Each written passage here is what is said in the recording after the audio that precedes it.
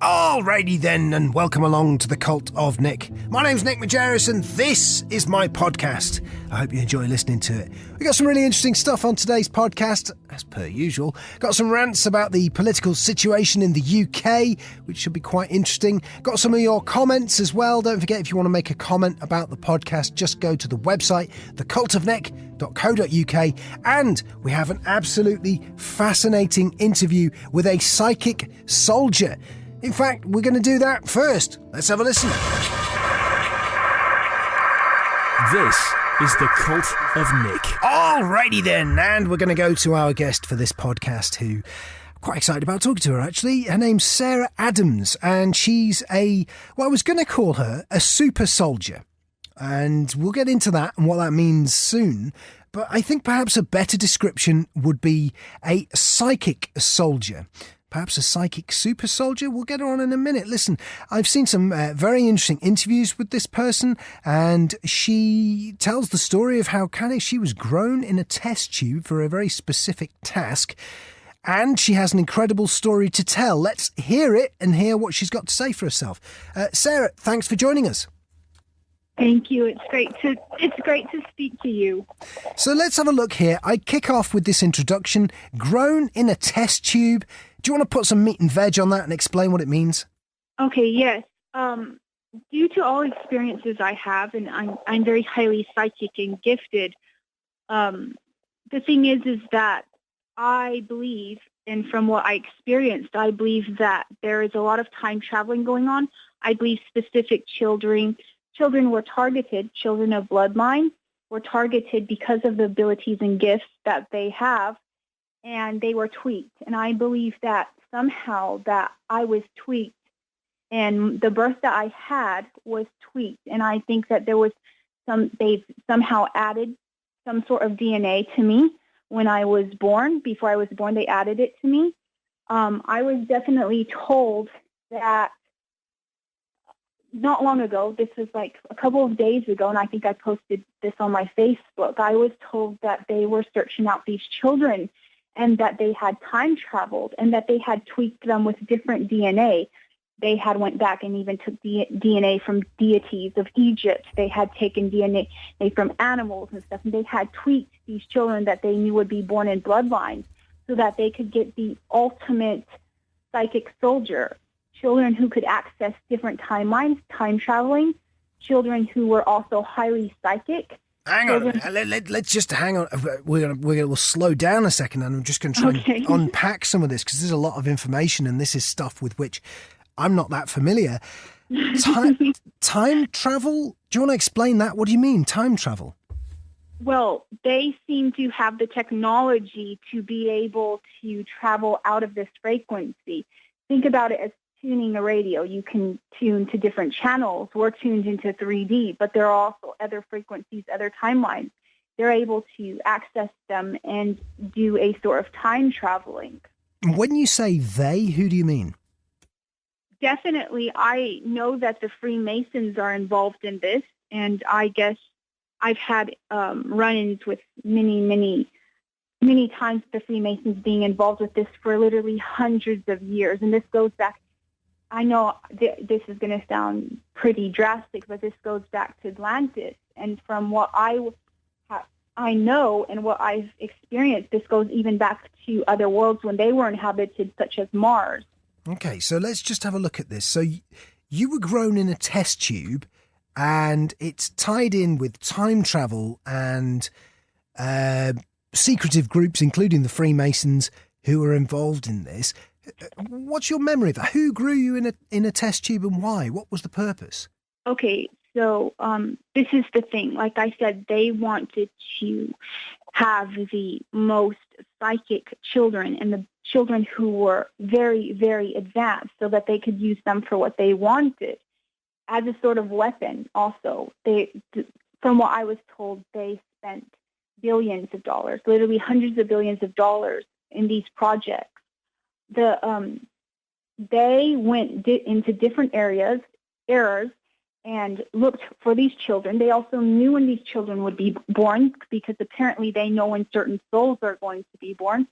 and then they tweaked their DNA. I don't believe I was fully grown in a test tube. I believe that they mixed certain DNA, and then that was literally injected maybe into my mother so that I would have other DNA inside of me. Right. So you had DNA implanted into your mother, or when you were in the mother's womb, or at what point did that? I'm still not quite sure how that happened. I know that they had put animal DNA in me because there's different animals who have heightened senses. So they wanted to initially also put those senses into a child. So they went ahead and they did that. I believe that I have some cat DNA and also maybe owl DNA inside of me because of the senses that I have. You know, different animals have hyper senses, and they targeted that so that they could then make a person who had these different heightened senses. And I believe they also, from what I was told by them, they also used DNA from Egyptian deities. They used this different DNA from even specific people in the past who were highly, highly gifted so that they could make these children. Okay, so you're part of that. You're one of these children, right? Yes, I definitely am one of those children. And it hasn't been easy because I do live in 3D, but also at the same time as living in 3D, I can access alternate timelines, and I can access different stuff. And sometimes it's very hard for me to live here because of that.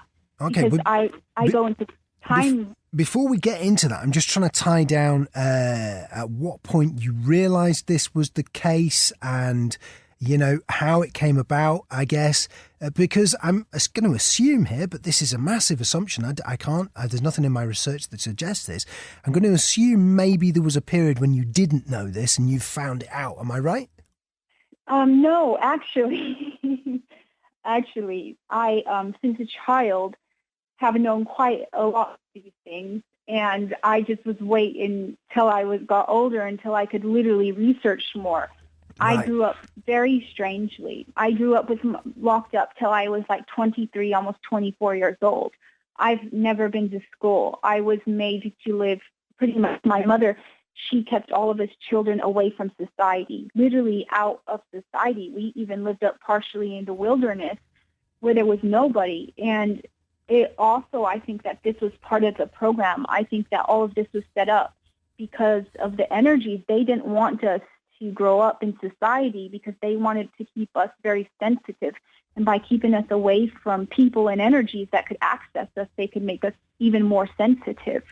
Okay, so this is a big story. I want to flesh it out as much as possible so people can relate here, because some of these concepts are quite difficult to deal with. And, Sarah, I've spoken to people in the past who maybe have told me that they're UFO abductees, and it's a bit difficult to unpack the story. So imagine that we're thick as two short planks and know nothing about this stuff and work your way down from there, and then we can kind of build up a picture. But you're telling me that you are from a family that lived in the wilderness. Well, my mother,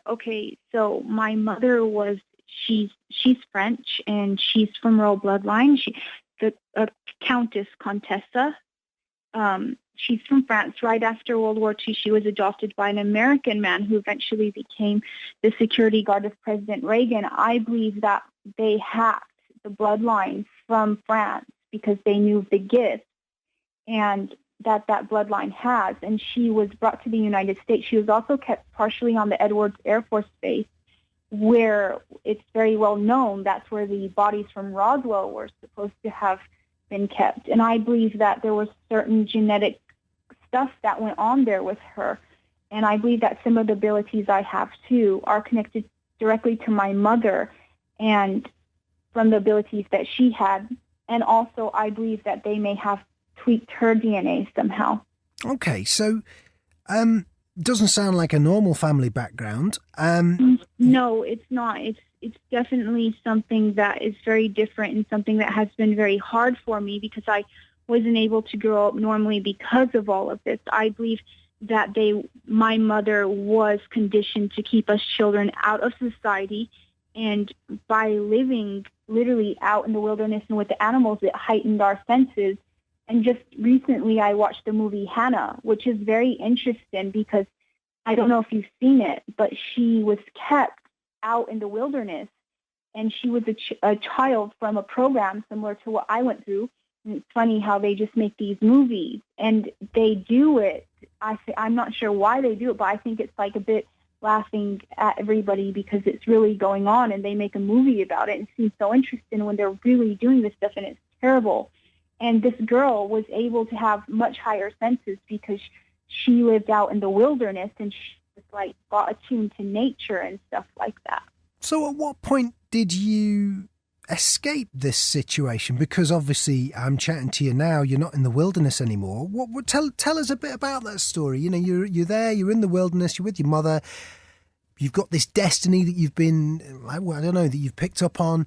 How does that change into where you are now? Up on a lot of things because I have the ability to see other things that are going on. I can see other things. It's hard to explain. I can see people who beings who cloak as people and walk in the streets, and I can see all sorts of different stuff. I can see when somebody is possessed by an archonic entity that is in control of them. I can see different stuff like that, and I realized very young that by looking at my mother and using my senses that she was not herself, but she was totally taken over and she was being used. And this is when I started to understand that there was other things going on.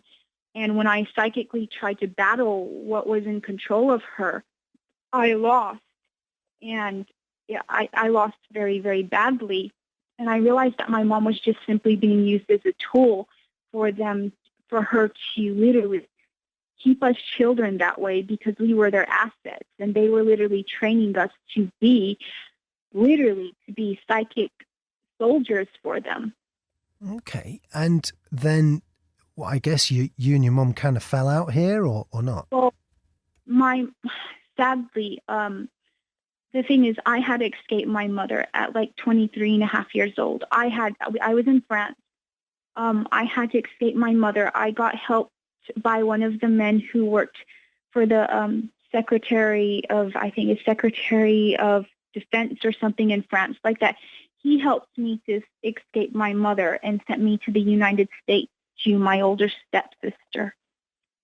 But I literally had to escape her at that age. That's how bad it was. So you escape. Sounds like you're mixing with some quite powerful people here. And I'll just tell you, as we record this, I have to be careful as regards naming people who are not here to defend themselves. Anybody, I refuse to name anybody. In fact, I that's not my thing. I prefer not to. Okay, so that's okay. But it sounds like we're mixing with some very powerful people here and a very complex situation. So at the age of 23, you get to America. What context and why? What explain a bit about that? Well, when I was rescued from my mother, they were scared that if I stayed in France, that she would be able to get me back somehow. And even at that age, and I'm not sure, my mother has always been able to pull strings and pretty much get what she wanted. And so I was sent to the United States under care of my mother. Under care of my older stepsister. And in the United States, I started, literally, when I first got there, I started to realize that there was a different faction that was in control of the United States than in Europe. And I started to get into some really harsh things there because of the faction there initially didn't like that I was able to see what was going on. Okay, when you say a faction, this is interesting, isn't it? Because what people always assume when we go into these areas is that there's one overarching pyramid-style control system. Are you telling us that's not the case? Well, yeah, there's a pyramid-style system, but you have to realize in the pyramid you've got different layers and different factions, and they don't necessarily all get along. They're not all buddies, you know, even the negative factions, they don't get along so well. That's the thing. So there's a fallout. There's a fallout between America and Europe, and you, from the sounds of it, your life story got drawn into that. And what happened there? So you're in America, you find there's a different faction in charge there. to the faction that was in charge of Europe. And are you picking this stuff up with your psychic powers, or are you having meetings with people who are saying, we're in charge here? How's that coming about? All sorts. It's both me and Tara. It's like they know that I know, and sometimes they'll come and find me and just speak to me. And it's like I can't really, it's so hard to prove it. They kind of, in a way, they like toying with you, especially when they know and you have these senses, and they also know that they can just come and tell you, and that nobody's going to really believe this stuff, So it's like they also want to make you feel alone too, and they want to make you feel like, hey, you see all this stuff going on. You obviously see we're toying with humanity. We're using humanity, but you can't do anything about it. So are you outside of their influence now? Where are you nowadays? I mean, I want to get some more detail on what happened in America and everywhere else, but I'm just trying to work out what I'm back here in Europe. Definitely. I'm back here in Europe. I'm in England right now, and I very much enjoy it. It seems like here, the factions that are in control here, they definitely are as harsh on people as they are in the United States. In the United States, it seems more like a farm to me. Literally, it's very, very harsh. Here, it's not. I don't think it's as bad for some reason. It seems less as bad. They don't seem to be attacking people so much on food or different stuff like that. There's definitely a huge thing against GMOs and stuff. Where in the United States, the population is just being bombarded every possible way. Okay, so you live here in the UK. You've been through these experiences. I just got here a year ago. Okay, and you are a psychic soldier, or you were intended to be a psychic soldier, is that right? Or are you a psychic soldier? Are you in operation? How does it work? It depends. So they used me for quite a while, and then because of those abilities I have, I was able to gain back control of myself. Once that happened, that's when they sent a woman that was part of the program, and literally here in 3D, to come and confront me up and literally ask me to start working for them again. When you say literally here in 3D, what do you mean?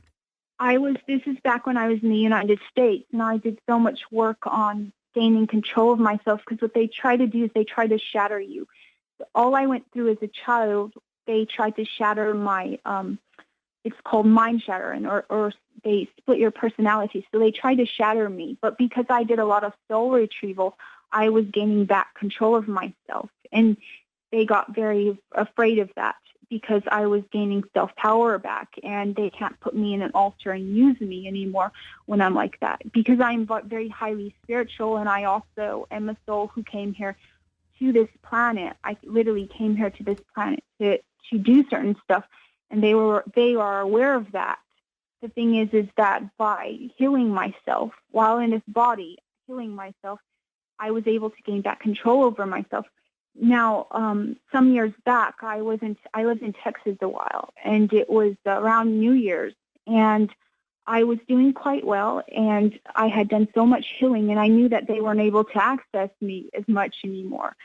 And it was New Year's Eve, and I don't drink, and my family and friends were hanging out, and I was the sober driver, and I was at this small restaurant sort of pub place that some of my friends owned, and everybody was just celebrating New Year's Eve, and I was just sitting there drinking my water, and this lady approaches me, and this is a small town in Texas, and this lady approaches me, and I recognized her. I recognized that this is one of the women that I would see. She would always be dressed in white, almost like a nurse, and she had her hair pulled back, glasses on, and whenever they would put me through different stuff, she would write down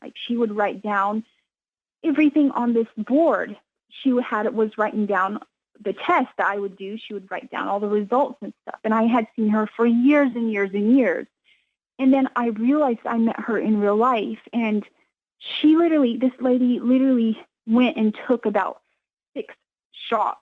And then she turned around, and I looked at her, and she just looked so strange. And she said to me, she said something about how humans get drunk right away, and how that she was prone to it, that she couldn't get drunk, and she was kind of made a joke about it. And I just felt very cold from her, like really, really cold. And I recognized her from in my dreams, or even when I was pulled out of my body, I recognized how she looked. I recognized it was that woman. So I was just a bit livid. And she looked at me and she walked over to me and she said, I traveled all the way here to come and see you. I remember, I think she traveled from Chicago. And I thought, well, this is a little town. Why would you travel from Chicago to here on New Year's, you know? And she looked at me and she was like, I came here just specifically to see you. She said, I want to speak to you. I really need to speak to you. And I just immediately didn't want to. I said, I'm going to go home. I'm watching over my friends and my family, and I'm going to go home. And she said, listen, she said, it's New Year's. I'm sure that they still want to hang out, and this place is closed, and I'm at the Marriott. I will literally go ahead and just, I will put them in another room where they can party it up. I just want to speak to you. And I told her no. She was willing to take this whole group of people to the Marriott so that she could literally just speak to me. And I just wanted to avoid her as much as possible, so I took off. And as soon as I got home, I just laid down, and suddenly it was like I was pulled to some other place. And she was sitting at this desk, and I told her, I said, I knew it was you. And she said, listen, she said, I know you've got in control of yourself again. She's like, I know you've done a lot of work. She's like, the program that you're in costed us hundreds of billions of dollars. She said to me that, she explained to me that all of the DNA manipulation that they do, she explained to me, even by the way I looked and everything else, was from the different DNA tweaking they did and everything like that. And I just sat there and I was very angry. I became very angry. I wonder, let me just get a bit of context to this. So you're having this conversation with this person and she's telling you all this stuff, but at this point, she's telling you that in a psychic sense. So earlier on, you mentioned in 3D. I guess she literally, yes. I'm just going to clarify these terms for people, though. And she obviously told me in 3D who she was, and that's why I became livid and took off. Well, hang on, let's just clarify this. So you're there, you're with your family and friends, and you're in 3D, and I guess what that means is that it's kind of happening in the quote-unquote material world. Yes, here, right. Now, yes. Cool, okay, so you're there, you're with your family and friends in the material world. Now, when you say with your family and friends, do you mean like you were with your mom, your dad, your brothers? And... No, I have some half brothers and sisters, and yes, that's what I meant. Gotcha. So it's not the people we were talking about before that you were living in the wilderness with. It was some of my brothers and sisters who had also grown up like me, and they also had to escape my mother. So yes. Right, and those people, I guess, were they aware of this woman when she turns up? Did you? No, they weren't. My brother is quite psychic, and my other brothers have quite a few abilities, but no, they weren't. Gotcha. So this person more awake than the rest of them, mostly. Okay. So this person comes up to you, and you recognise her from the non-3D world, the non-material world, I guess. Yes. Right. So you've seen her in your dreams, and then she has a chat with you. She wants to hang out with you. You decide that's not happening. You chip off. Yeah, she called me her pet. It was really, really hurtful because she said that I was like her favorite pet. And is she saying this to you in the 3D world though, or is this the conversation? Yes, she did, and this is why I took off home. Right, so she kind of acknowledges that stuff. You chip off home, and then you're in your house, and then you have another conversation with her in the non-material world, in the non-3D world. Gotcha. Yes. So what was she trying to do? Was she trying to recruit you here? Yes, she had came all the way over to recruit me and check on me because apparently for years and years since I was young, she had been, I guess, assigned to me. And when she called me her favorite pet, I think that's when the point I just took off home because I couldn't cope with that anymore. And then they're able to pull you out of here. I'm still not sure how they do it, but I think because they switch up timelines so they can take you from another timeline and put you here and then take you somehow. I think that's how they do it. I'm still trying to figure that out. But then she was started to explain to me all this stuff. And initially, she just told me that there's something else coming, something that they've been waiting for, that they're even terrified of, and that I was created to help battle this on other levels. I see. And that they really needed me. And what kind of time, what year is this that this happened? Oh, goodness. I think it was probably maybe 5 years back. Okay. And it was definitely right after I had come from New York. I'm trying to remember. It's very hard for me with time because I seem to go in and out of time.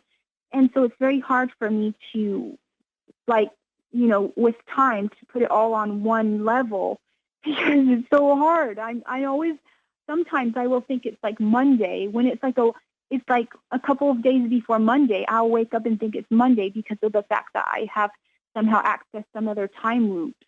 I see. So you then get recruited by this person and they're saying that something's happening in maybe the next She wanted to react. I call it reactivation. She was insisting that I be reactivated to work for them. And she told me a lot of things. This is where she told me about how they used DNA from the Egyptian deities in the program. They had used that to put into the children because apparently they thought that would up their senses. So they just collected DNA from animals, from deities, or whatever, different stuff to inject in these children. And I believe it was maybe put into the egg or whatever. Maybe that's why I have the whole test tube thing, because I've had so many visions and been pulled back to it. And she did tell me about that. And I believe that it was done like that, so that then when the child was born, it would be born with all of these senses. Okay. So let's have a little look at this here. I mean, I know that you have some pretty harrowing memories of the period when you were working directly for this group of people, which you know that the Freemasons are involved, but it's a bit tricky to say exactly the name of the group of people. But as I understand it, whilst you were alive, you have conscious memories of things like black goo being injected into your bones. Is that right? Yes, I have conscious memories of these things.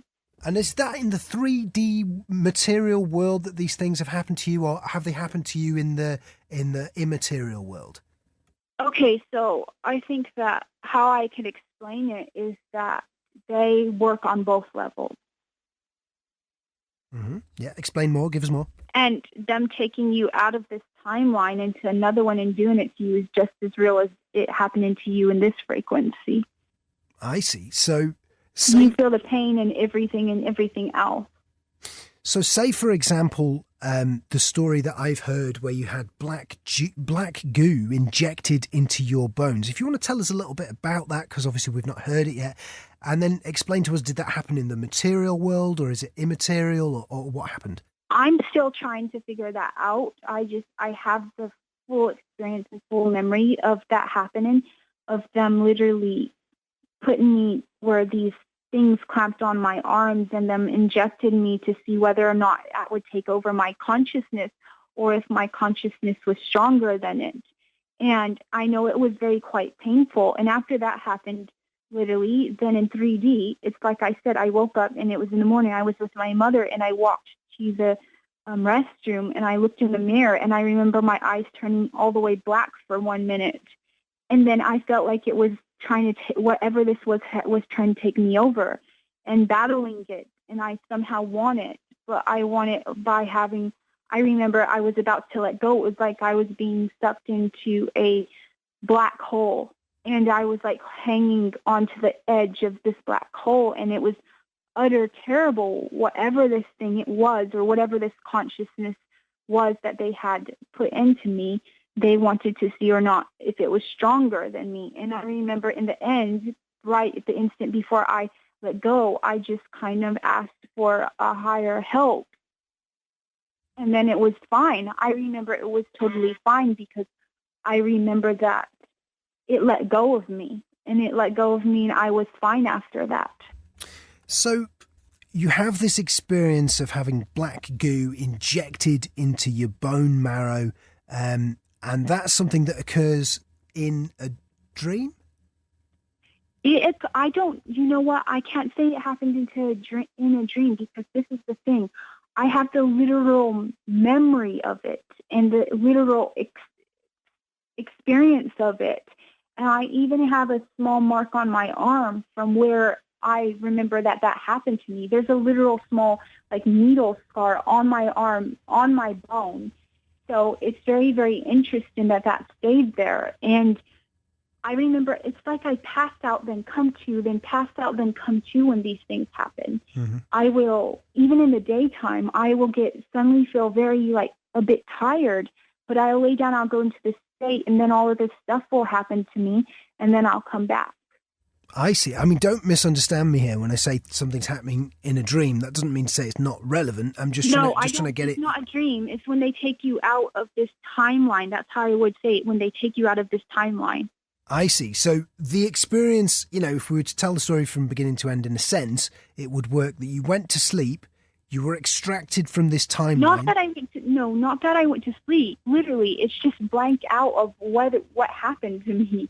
I remember being, literally, when I was younger, being gone from my mother for a year, where I was literally, which I believe, off planet. And then nobody even realized that. Then when I was beamed back in my body, I remember there was a big beam, that blue flash, and then suddenly I was back in my body, and I knew I had been gone for a year.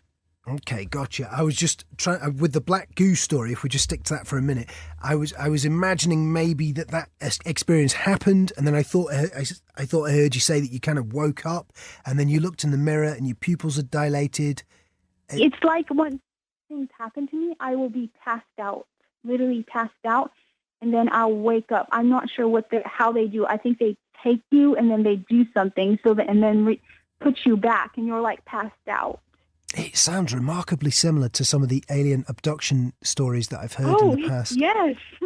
It's very interesting. So you're just kind of living your day-to-day life, and then you will, for want of maybe if I was in the room and this kind of thing happened, is it that you would lose consciousness and then you would return to consciousness with the story of what's happened to you? Or is it that you will literally physically vanish from view? How would it look to someone else? So I won't literally physically vanish from view. What I think is that they can take you out of this timeline and literally put maybe you from another timeline in this timeline.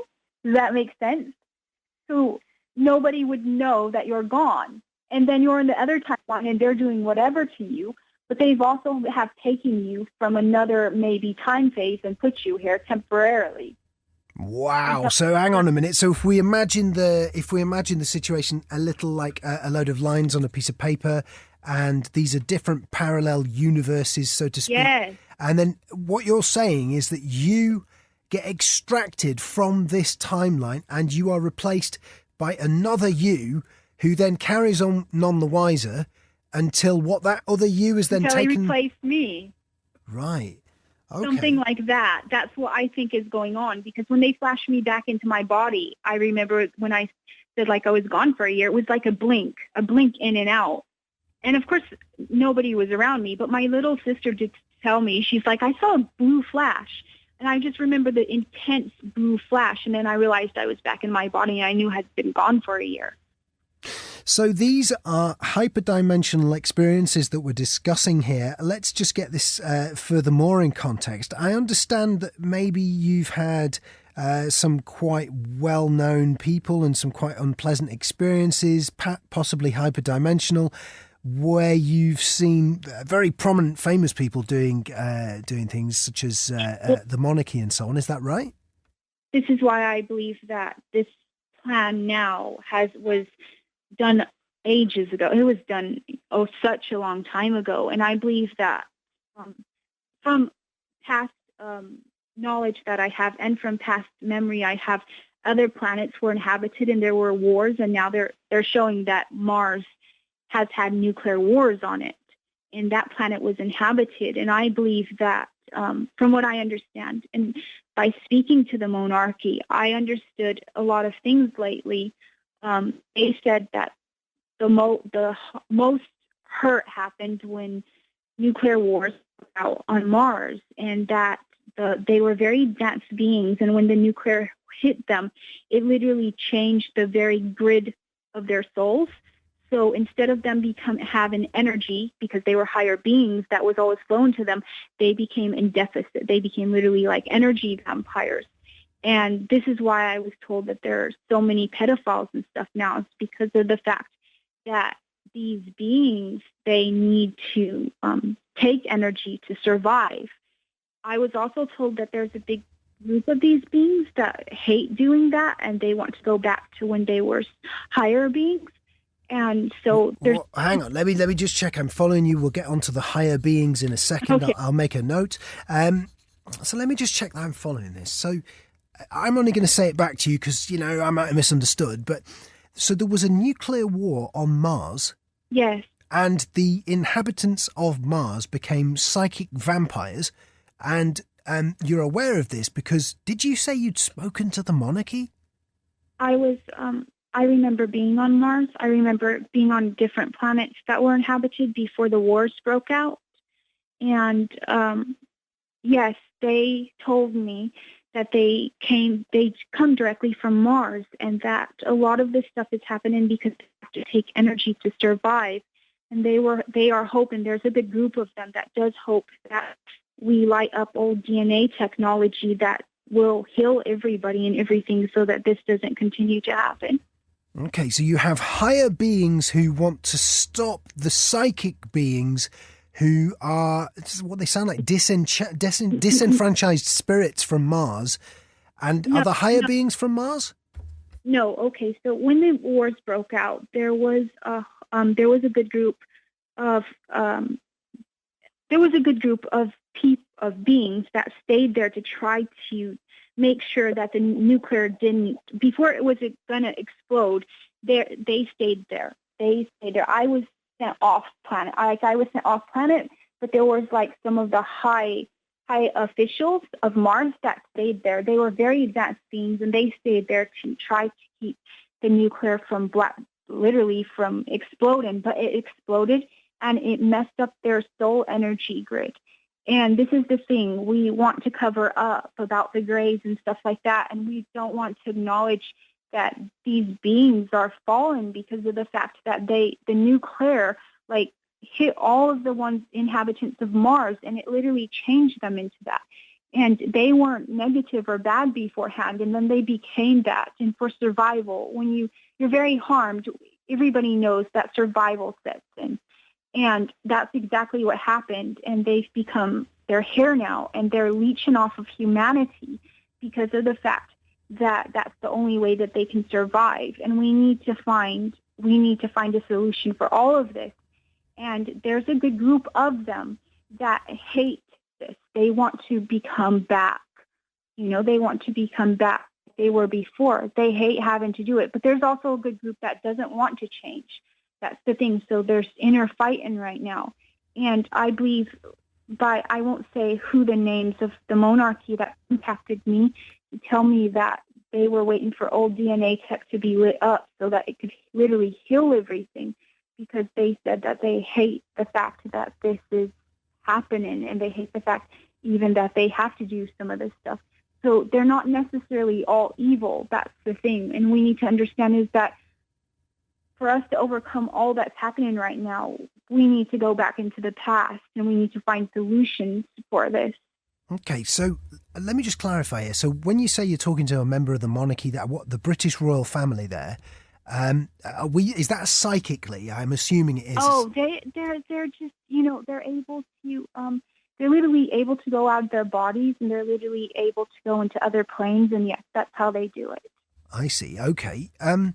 So this is a very complex picture, and yeah, we've actually hit the point now where we're going to say, well, what do we do? I know you've had an experience recently that we'll get into in a second, but what is it that people? I mean, I'm a normal person. It's not the best phrase, is it? But I don't have any. Even you're still affected by this.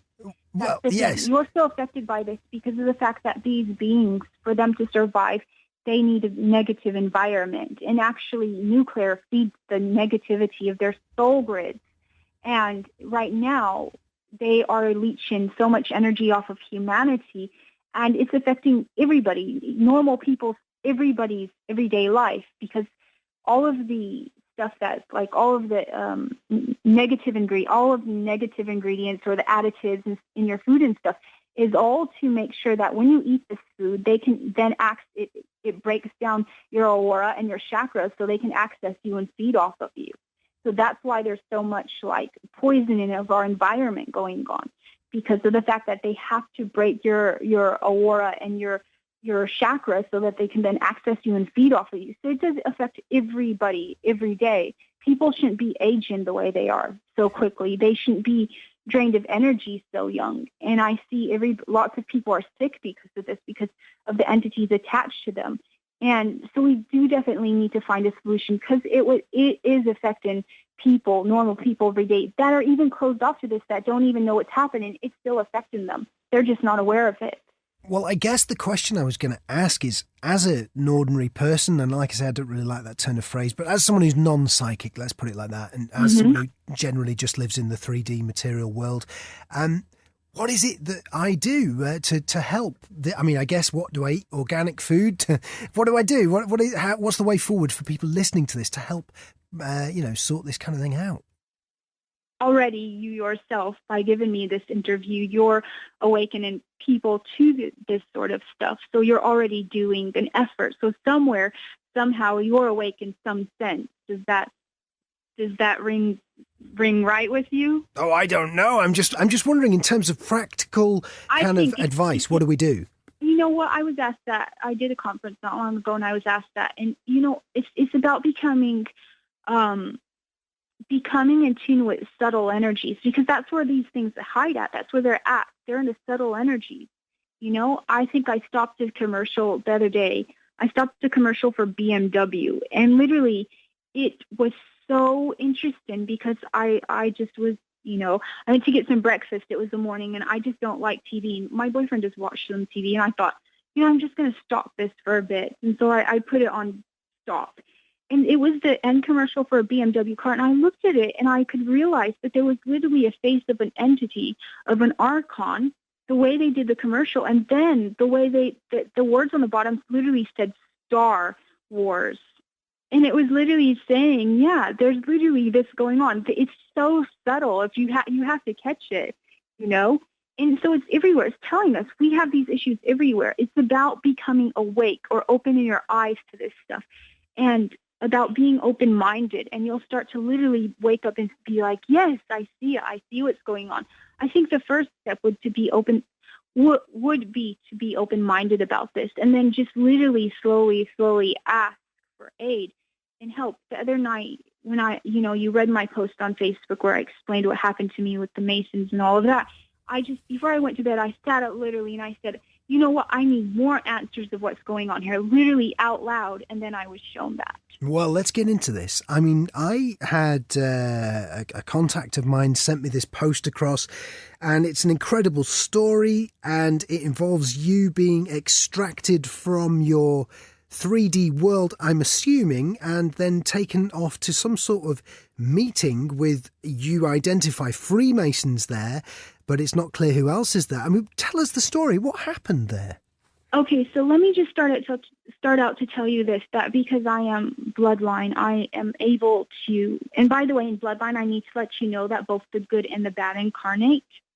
It's just that the good souls and the bad souls, they incarnate from higher and lower in bloodline.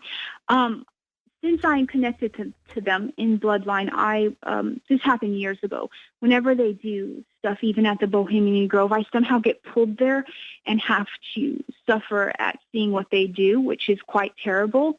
And this also allows me to do my work more, because I want so much of this stuff to come into the open, and I want us to find solutions for it. But I get pulled to these different places and am able to see what they're doing.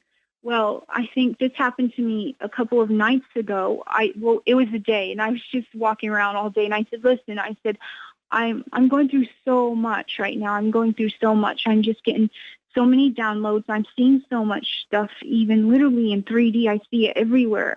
And I feel like I live in a bit of a different world than everybody else. And I said, I need even more information, and I need it, and I need to be shown. And not long after that, I decided, well, I'm going to try to go do some astraling, because I do astral and outer body experiences. And then I can just go into timelines and stuff. It's so hard to say it in words. I'm sorry if I can't say it specifically right. So then I lay down and I go into the state, and I'm pulled out of my body and pulled to this spot. And I'm sure it's in a parallel reality, and they're all having a meeting. And it was very, very, very intense for me, because it did give me some answers. And Gave you, sorry, say that again. Gave you what? It gave me a lot of answers, because, I really I care about the children of the world, and that's one of my fights, and what they're going through. And there's so much child abuse that is happening lately, and there's so much child abuse, and it's horrible. And I wanted answers about this, because it's very evil. And sorry, it's such a deep subject for me, because of also what I went through. I was also highly abused with my brothers and sisters as children, because that's how they program you. And so I simply wanted to know even more answers about this. And I was put in place, and there was literally different figures, including George Washington, and they were all doing me in this quite wooded place. I don't know where it was at. I don't know, but I know it was a very wooded place. And there was one, I think the head of the CIA, or the one that had helped make the CIA. There was all sorts of different people there from different walks of life. And there was this small wooden stage, and everybody was kind of just chatting away and stuff like that. And they were talking about different people in the program and stuff like that. And I was just sitting there on this chair, and I was just sitting there, and I was listening, and they were all speaking. And I remember the one guy walked over to me. He said, I will start to explain to you some of the things and why you went through some of the things. He said, there's a war going on. He said, this war is a war that has been lasting such a long time. And literally hundreds of years ago, even George Washington knew what was going to go on. And he was given different knowledge, so that when this time comes, that knowledge would be used for this specific time right now. He believed he was guided by some divine force to literally help keep the end times from happening, or literally the end of the human civilization. I was also told that they were able to go in and out of time. They were able to time travel. I was told that they went and got this DNA from different times, even children. They took children from other timelines, and brought them here so that they could have a group of these children, psychic children with different abilities.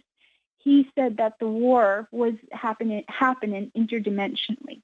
He said, first of all, that many people had been taken over by these entities. Now, this stems all the way back from Mars, and they, of course, are in need of energy, and they can take over the body. I wasn't quite sure, literally, how that totally happens.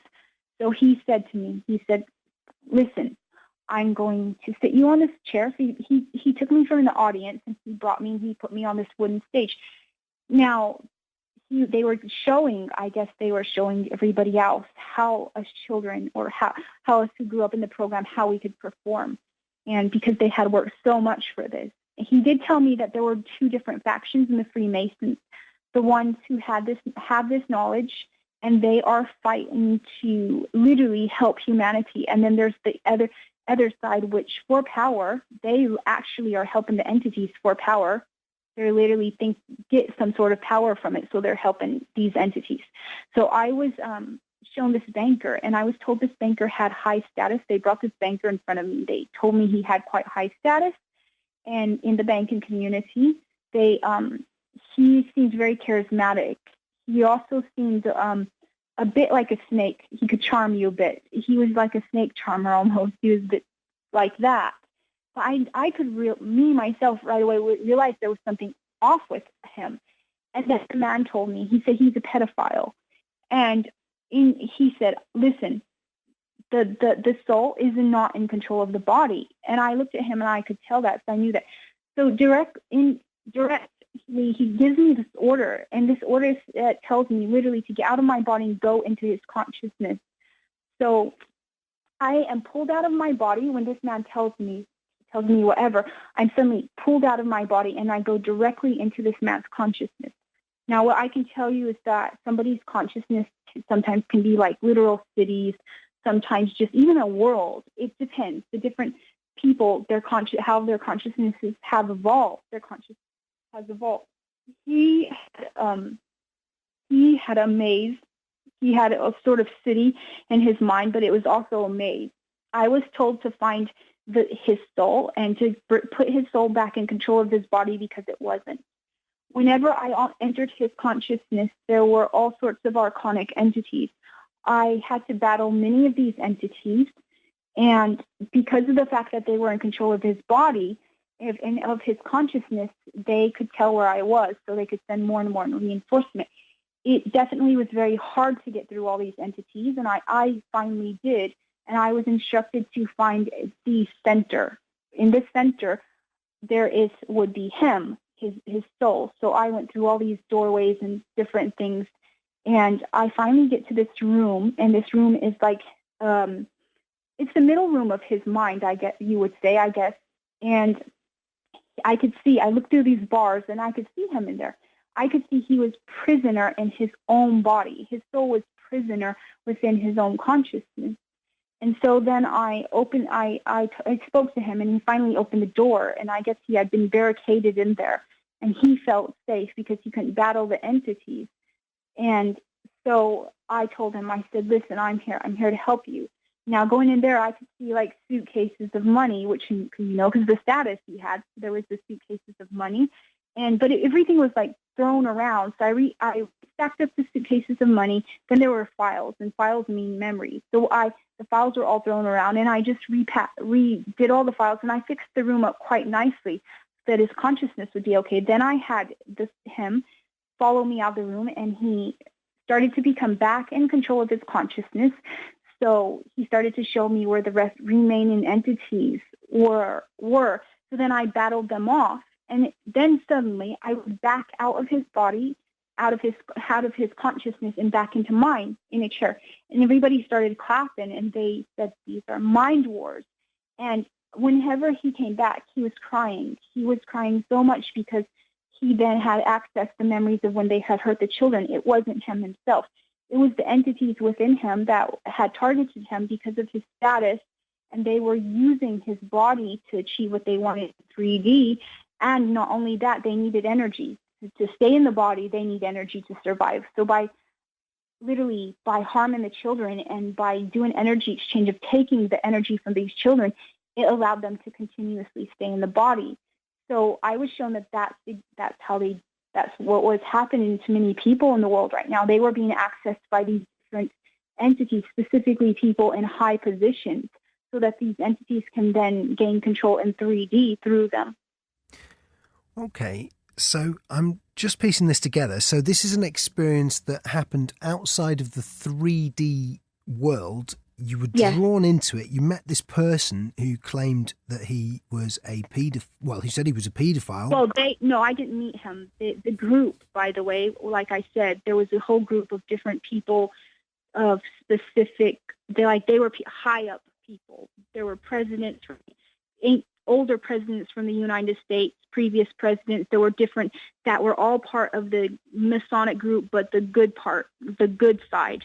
And they were showing me exactly how the mind wars were happening, and they were telling me why children like us were created so that we could do this, that they would have some sort of, that they would have some sort of weapon against this. Okay. And you the fear was brought to me by them. They definitely knew what was happening with him, and they needed to see if all of the training and everything I went through, if I was capable of doing that. I see. And you go inside this person's mind, and you kind of cure him by literally fighting his demons from the sound of it. And then you come out, and this again, like I say, is taking place in the context of the non-3D world. And then I would say it was in a parallel timeline. Right. So it's physically kind of there, it all feels kind of like it does, like the reality in which you are now. But, Exactly. Right, gotcha. But at the same time, it was out of the ordinary, I guess we would say. Yes. Also, as we were discussing that, you mentioned something I wasn't aware of that we can ask about, perhaps.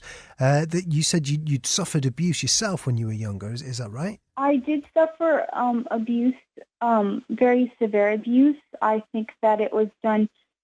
When you put somebody under a lot of stress, their senses kick in higher. This is well known. Your survival senses kick in higher.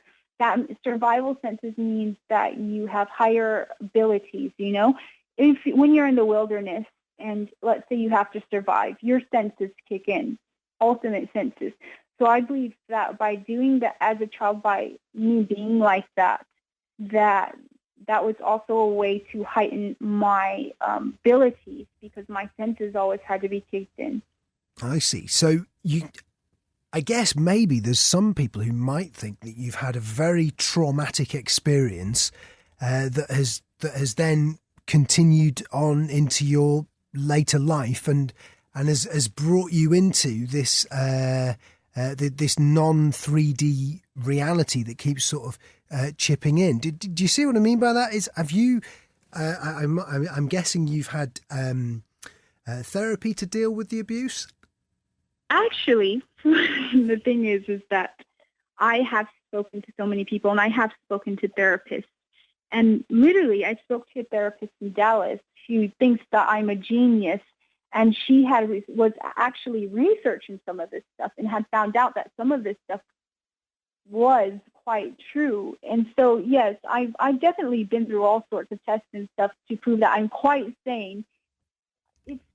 It's not something in my imagination. It's like the other day, I dreamed about my boyfriend's mother, and I dreamed something, and then as soon as she called him, she had the exact same dream. So it's not just something that's happening because it's traumatic like that. It's literally stuff that's literally happening. Yeah. I follow what you're saying. I just wanted to lance that boil because there will be people who think that it's worth asking the question. Exactly. But that's the thing. People need to understand is that in these programs, especially in the programs that they did, they were trying to train children, and they would have to put them in a point where they had an adrenaline rush. And you know very well when somebody has an adrenaline rush that super abilities kick in. There you'll see videos where people will do super amazing things when horrible things happen to them because the adrenaline rush. So by doing that to children, by continuously putting them into adrenaline rushes through harm and stuff like that, you are bringing out their high abilities. So do you think it might be the case that any of these things that have happened might be kind of something that we can deal with in the 3D world? Do you understand what I mean by that? Where we can say, right, because not everyone kind of sees outside of that. So if we say these people over here, these people have committed clearly crimes, and so we should get them in court, or is this something that's going to be resolved in the non-3D immaterial world? Do you see what I mean? Well, where does this take place? This battle.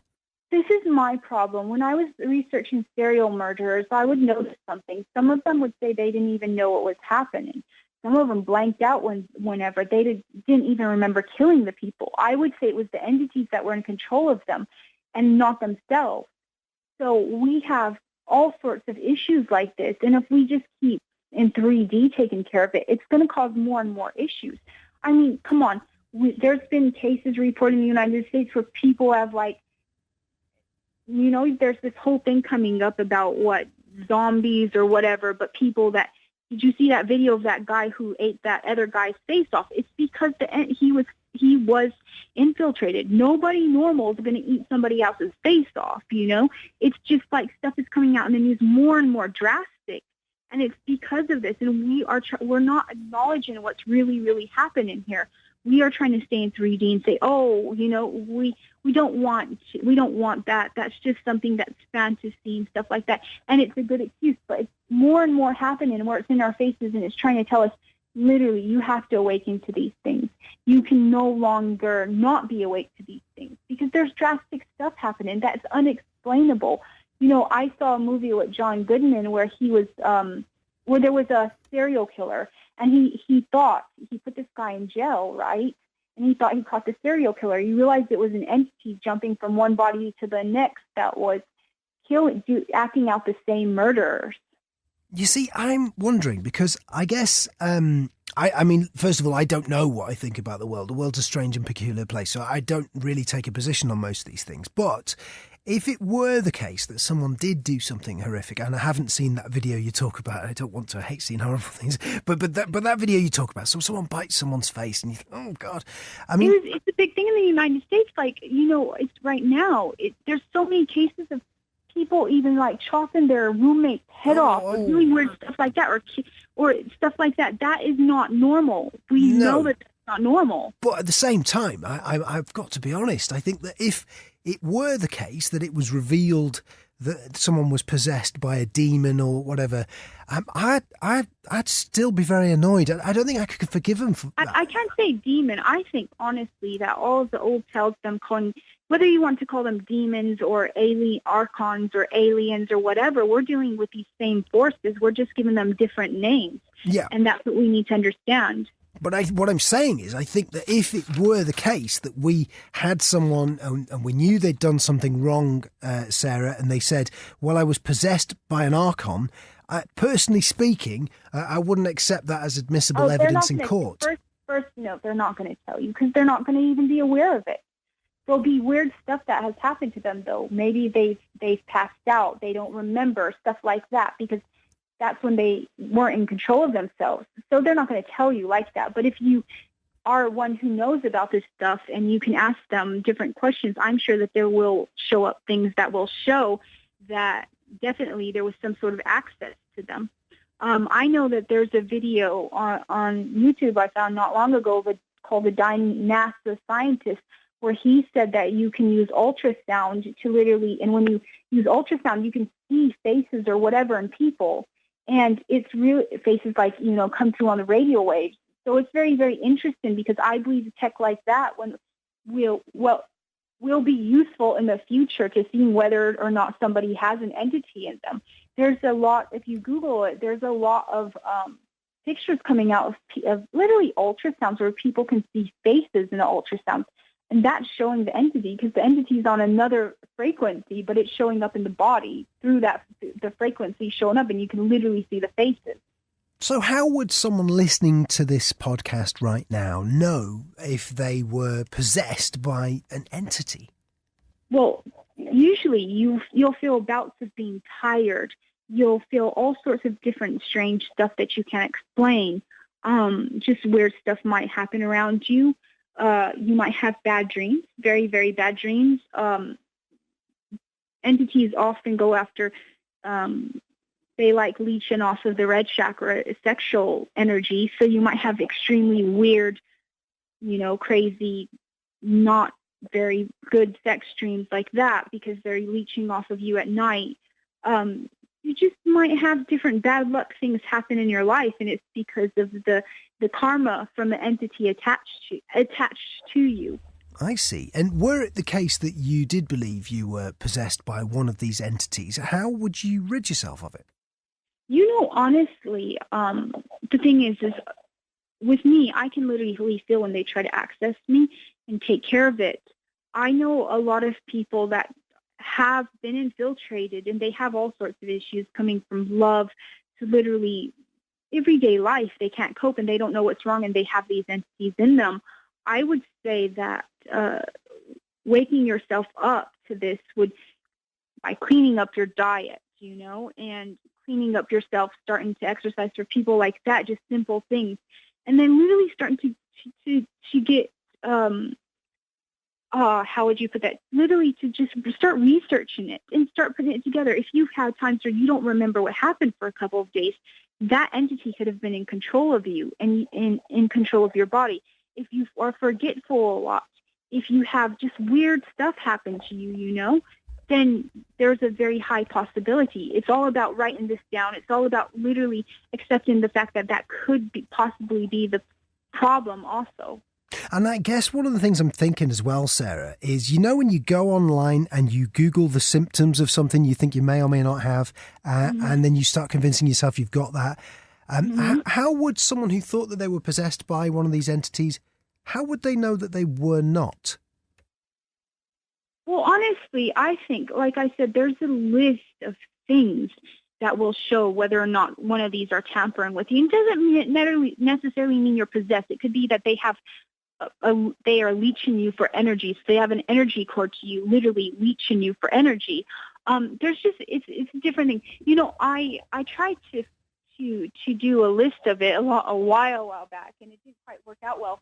And then I just searched online about black magic, and it showed some very interesting symptoms of somebody. But let's say you've had black magic put on you. There's some of the same symptoms that you would have if you have one of these entities messing with you. But there's no kind of indicator that you haven't got one. Oh yes, if you're having relationship troubles, if relationships just don't work out, it could be because of this. These entities don't want you to connect. They don't like heart chakra connection. And so that could also cause lots of trouble in love relationships. Also, they don't want you connected to people around you that really, truly love you, because that will push them out of your body. So they'll like to keep you sad all the time. They'll like to keep you depressed. They'll like to keep you addicted to bad food, because bad food weakens your aura. It weakens your body and your cells, allowing them to access you more. They like to keep you addicted to drugs, because with drugs, that's the perfect way for them to access you. There's all sorts of symptoms, and that, there's all sorts of symptoms that show you whether or not you're being accessed.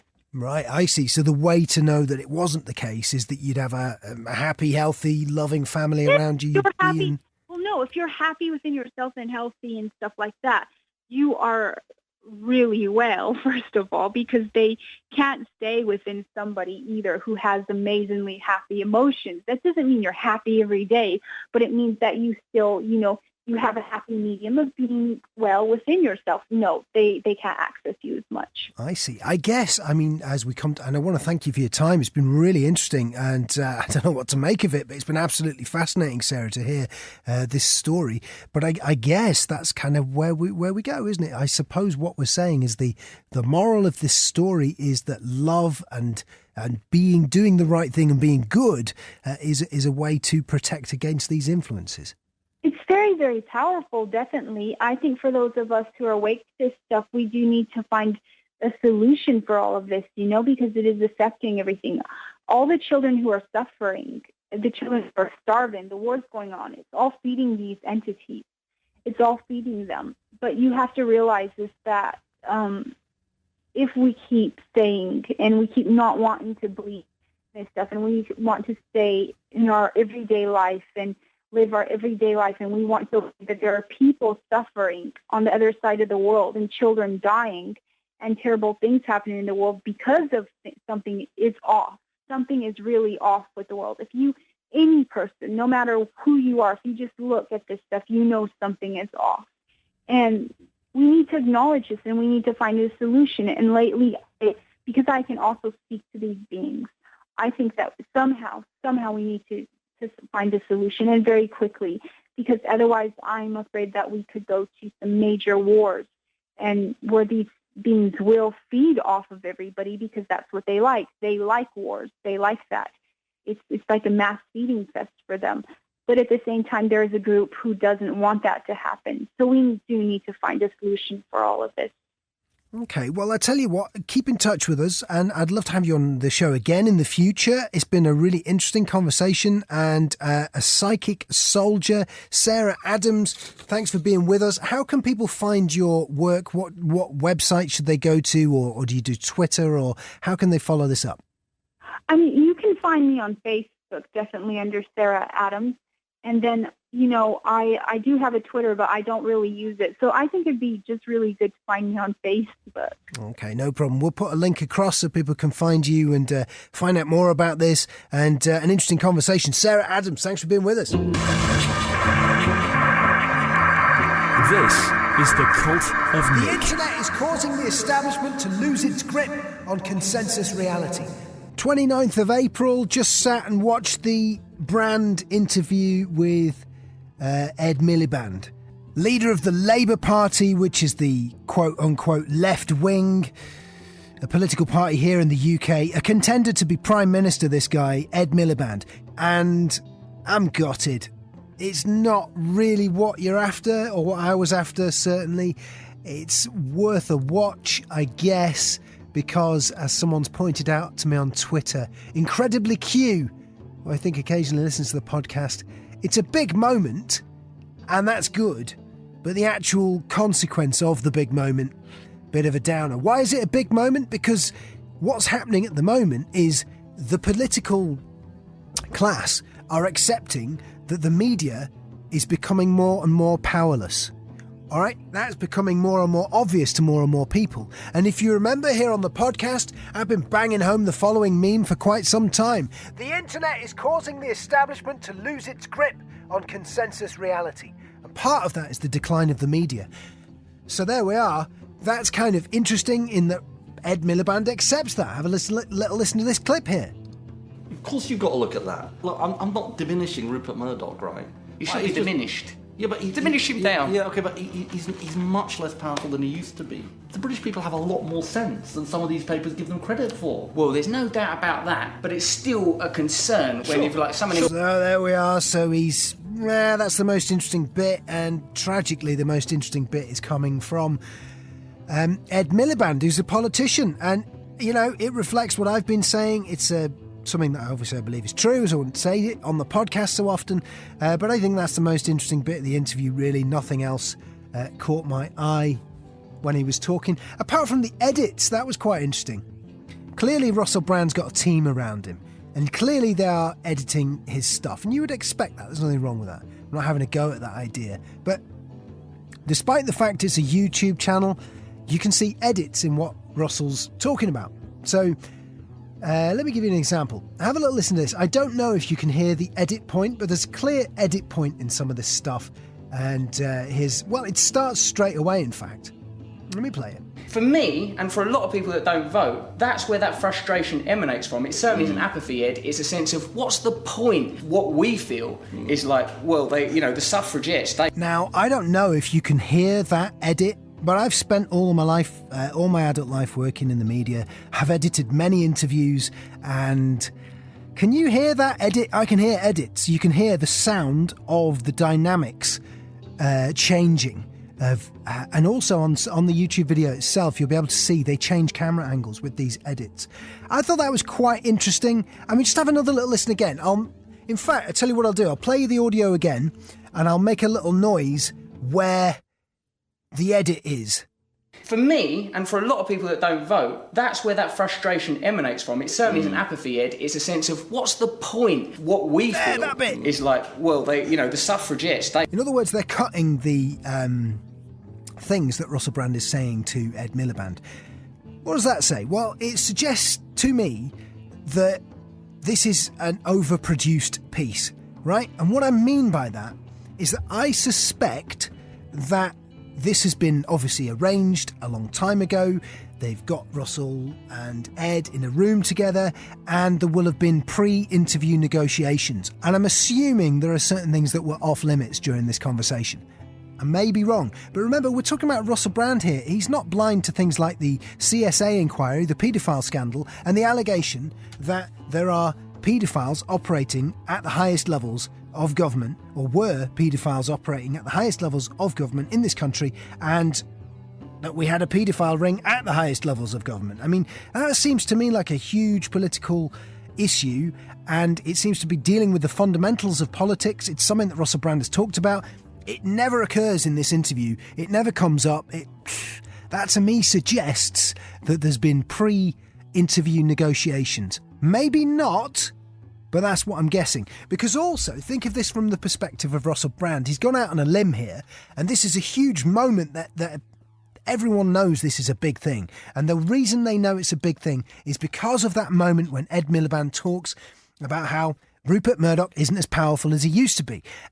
And the media isn't as powerful as it used to be. And the things that I've been telling you for the last 2 years are coming true. The internet is causing the establishment to lose its grip on consensus reality. And the thing that was helping it keep its grip on consensus reality, one of the things, not the only thing, was the media. And now, when we live in a world where everyone has access to a global communications system, a license to broadcast to a little patch of the globe called Britain is worth less.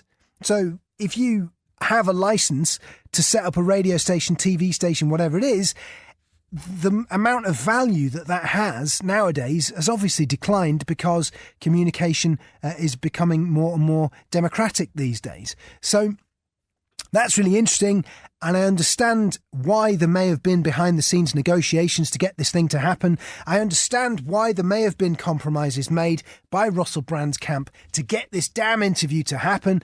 I can picture that kind of scene. I've been involved in things like that in the past. I've produced radio shows and TV shows, done behind-the-scenes work, obviously. And you need the interview. You think, we get this interview, this is going to change everything. It's going to be huge. And this is going to be a huge success for both Russell Brand's career and Ed Miliband's career, I think. Whereas in terms of credibility, in my opinion, this has cost Russell Brand enormously here. Because it doesn't match with what he's been saying. Why is he sat there having a cup of tea with one of the pinnacles of the political elite, telling people he's an ordinary person? And, oh dear, it's not really done him any good in terms of how seriously people are going to take him and what he's saying. And that's a shame, because if you remember when he first came out with his I don't vote thing, and he first did that interview with Paxman, I threw the full weight of the podcast behind him. All right, fine, we've only got a few thousand listeners, but I mean that sincerely, and I think the listeners to the podcast know that I try and speak as sincerely as I can on this thing, and I really wish I could lie, because I like Russell Brand, I like what he's doing. I wish I could say to you it's a great interview that he's done with Ed Miliband, and he's really ripped a hole in the paradigm of the mass populace, but that's not true. It's actually, well, I'll let Russell Brand sum it up himself. Ed Miliband, it's not a perfect interview, not a perfect interview, not a perfect interview, not a perfect interview. That's right. It's not a perfect interview. In fact, it's imperfect. It's got a lot of imperfections, and it's a disappointment. So there we are. That's my verdict. Oh, I tell you what. How about this? If you feel a bit down afterwards and you're a bit concerned that these new media stars that we're looking at aren't going to do the business, I tell you who cheered me up right after watching it. I watched The Artist Taxi Driver. I love this guy. This guy's brilliant. He summed up kind of how I felt, really, afterwards. And have a little listen to this guy. This guy's the real deal. Let me tell you something. I've seen him doing interviews with other people. Ed Miliband and Artist Taxi Driver. That's what we're driving towards, right? This interview with Russell Brand is a first step. Ultimately, politicians are going to have to transact with the genuine disenfranchised, angry new media people that are around. And this guy, he's got thousands of viewers. Have a little listen to this. If I was there, Ed Miliband, why is Tony Blair still part of the Labour Party? Why don't you condemn him? Look at Iraq, BP extracting oil. Where do we get our morals from in this country? Be like Ed Miliband. You tell him, man. Deliver what? This guy. Deliver what? People saying, yeah, but what about the short term? We can't take 5 more years at a time. That's Artist Taxi Driver. His summary's great, and I like him a lot. And you want credibility in my view. Listen, I don't agree with everything he says. Of course I don't. But that's part of the new paradigm. I think he's good. I think he's great. Watch that after you've watched Russell Brand drop the ball, really. It's not a great interview. Bit of a shame. So I quite like the concept of you, if you're a talented person and you do music, sending me music, right? And so how that would work is you'd find me on Twitter and you'd at me and say, "Oi, now then, here's a song that I've done. Do you want to put it on the podcast?" And I'll play it for you. If it's good, if it's not so good, I'll go, maybe, or I won't reply, or maybe not, yada, yada. But do you know what? Generally speaking, most of the stuff you get sent through is pretty good. And here's an example of that. This is by someone on Twitter called Vinegar Strokes. Track's called Data Pool, and she's on SoundCloud under the name Tabitha Brown, which I shall link to on the website. So if you go to thecultofnick.co.uk, you'll be able to find this track. It's called Data Pool. Have a little listen to this. I encountered this on Twitter a few days ago.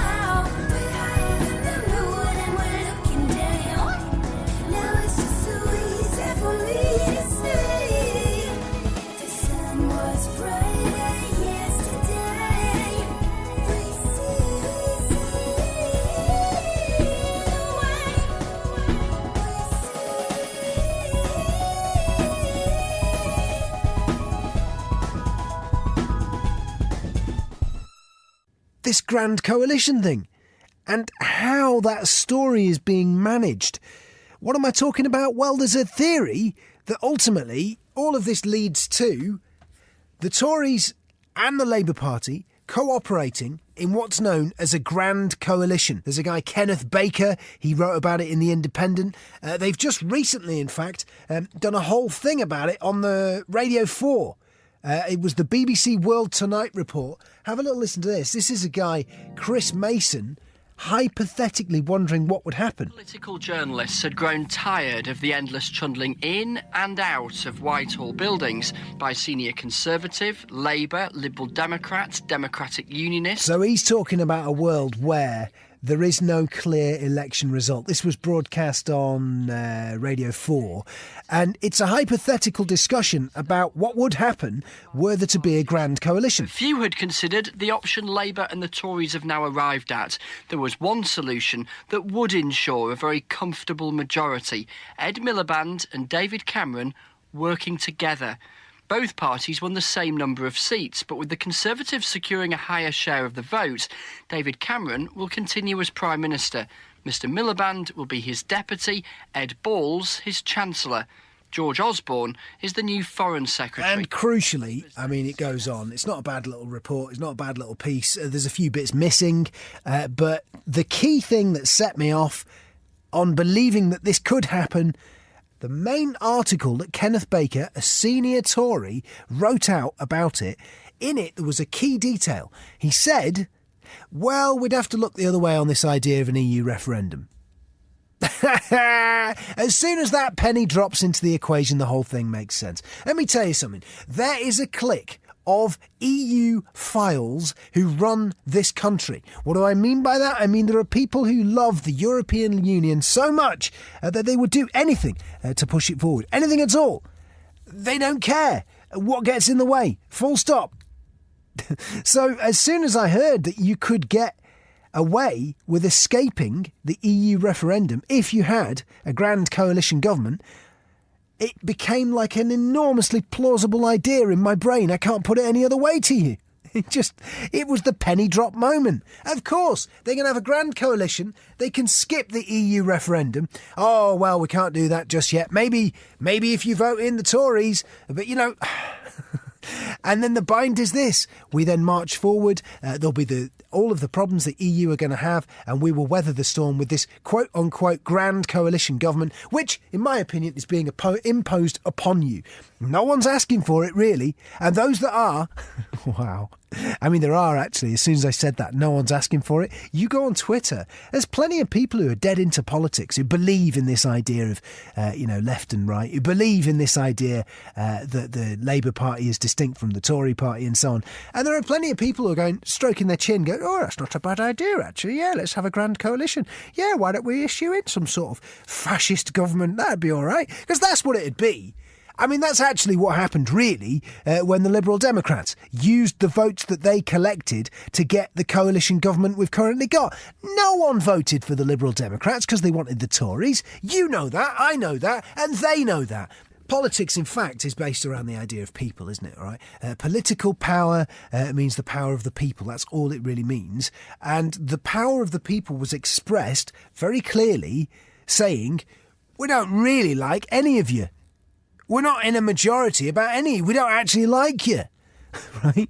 There's no one who, by the terms of our ancestors, there's no single party, by the terms laid out by our ancestors, capable of governing this country. You have all collectively cocked up. This is what's actually happened. Now, sort yourselves out and let's have another election. That's what should really have happened when you had Cameron and Clegg stood there saying for reasons of national security they were going to form a coalition government. And this time round, what will happen, in my opinion, if this kicks off, is you'll get some form of civil disturbance, some form of kick-off, some form of crisis that they'll wave around, and they'll say the only thing can save us from this crisis is a grand coalition. That's the only thing we can do. It's the only way forward. And it'll be placed as this kind of terrible dilemma where, you've got a blazing fire on the one hand and everyone's going, what are we going to do to stop the fire?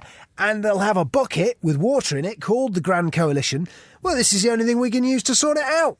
However, I am of the opinion that this entire situation is being manufactured. I am of the opinion that this whole thing is stage managed. In other words, they're the ones who lit the fire in the first place. They're the ones who prepared the bucket with Grand Coalition written on the side of it and filled it with water in advance of the election. That's my suspicion anyway. I might be wrong. I could be wrong about anything. That's kind of how it works. I am surrounding myself with election nonsense. I have to stop. Even as I edit this podcast, I got an episode of bloody Question Time blaring away. The hell is this? I think, frankly, should have been stopped a long time ago. What's he going on about? Lawyers. Earlier on, by the way, he was talking about his coalition plans, right? He rules out... This is Ed Miliband talking, this guy. They've been I hate these people, I really do. It's not good for me. For failure to pay the minimum wage in the last 5 years. Going on about the minimum wage. That reflects what's actually happening. Striding around on the stage. The thing is, these characters, they're never honest about anything, right? That's the problem. And I've just watched them talking about a coalition government, right? And they're... oh, boy. I might be wrong. You know this. You're a podcast listener. I was completely wrong about Scottish independence. But... it just feels so obvious that a coalition government between the Conservative Party and the Labour Party is about to happen. It just feels like it's on the way. Refuse to set a target when she criticises the Conservative policy on it, but isn't willing to commit to any kind of number at all. Is it just free for all? Everyone who wants to come here can come here regardless of economic suitability or affordability? Yeah, banging on about immigration now. Immigration bores me as a topic, by the way. How about that? Getting a round of applause for my thoughts. Joe, I'll tell you why I'm not going to set a target. Because I don't want to stand on the stage in 5 years' time and try and explain why... No, it's because you don't want to contradict the Conservative Party, because you're going to join up with them, you... Oh, God, I hate David these Cameron people. stood on the stage 5 years ago and said he'd get net migration to the tens of thousands. Yeah. It's now 298,000. Yeah. Let him... Your mate, David Cameron, that's what. That's what. Tell people what's going to happen. It's not the right thing to do. Because I can't guarantee I'm going to meet it. And you know... You can't guarantee anything. This is the problem with you characters. That's why you're lying so much, because you're not actually in charge. You're going to team up with David Cameron, and we will see the Tories and Labour marching around doing a grand coalition government at the end of this election. And even if that doesn't happen, the fact that it's such a convincing narrative speaks to the fact that politics in this country, oh God, go to hell. I'll get a hard time from people like Joe because I'm not making the easy promise. This prick, someone asked him a question before, right? And he goes, oh yeah, you asked me a question, what's your name? Because he has to use people's name when he talks to them. It's infuriating, the kind of nonsense that they all follow. And one of the ideas is that if you use someone's name, then you're kind of rhetorically you're sort of pointing at them without pointing at them. It's an NLP thing. Oh, he goes off the stage here. And this is the impartial BBC. You ain't got a UKIP guy here, it's just the three main leaders. From the Liberal Democrat? All right, I don't care about the Liberal Democrat guy. What's his name? Nick Clegg. Wasted time. Let me tell you something. I don't vote, right? But I went out with a girl, she voted, and she voted Liberal Democrat like a lot of other people. And... and what did she get? She got a Tory government. She voted for this party called the Liberal Democrats. They're supposed to be kind of the middle ground.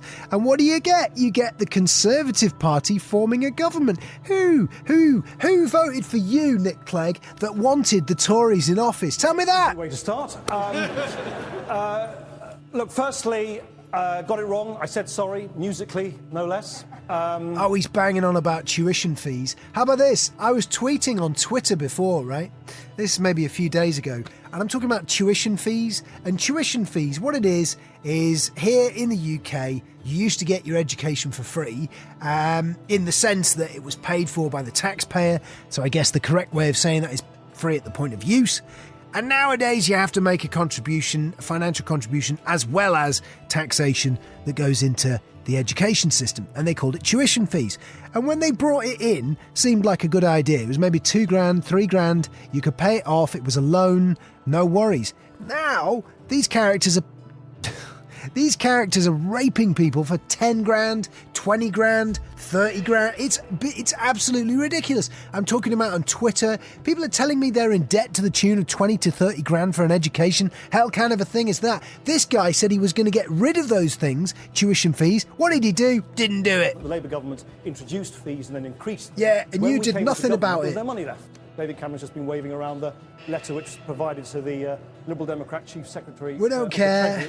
You lied. There was no money left. You should have stuck to your principles, you prick. As they, I think, would admit if you'd asked them about it, right. wanted fees to go up very, we were asked about it. How about this? We were asked about it. We, the general public, we were asked about it. Do you know what happened? I'll tell you what. You ignored us. How about that? How about that? Stick that up your nose. And thankfully, you now got more young people at university than ever before. But look, as I said great. Earlier, so loads of people are in debt now. Wonderful. Absolutely. We'll say, we can't forget that. I hope there are plenty of other fair-minded folk. No, mate, you're game over. Let me tell you something. I'll make you another prediction. The Liberal Democrats, game over for them. I'd be amazed if they were re-elected. The only reason that they will get any parliamentary seats in the next election is because we got a corrupt system, we got a rotten borough system, and you got a couple of people who are kind of famous in these areas. They can command a certain amount of votes in these core areas, but game over for the Liberal Democrats. The policy itself is completely defunct. No, I don't agree with that. I don't agree with that. Under the old system we inherited. This prick. And another thing, he started work. He works at a radio station I used to work at. I wasn't a big shot there. I was only very kind of, I did the weekend overnight. So hardly anyone ever heard of me. Point is this, though. I couldn't sit in the same room as any of these politicians when I worked at this radio station.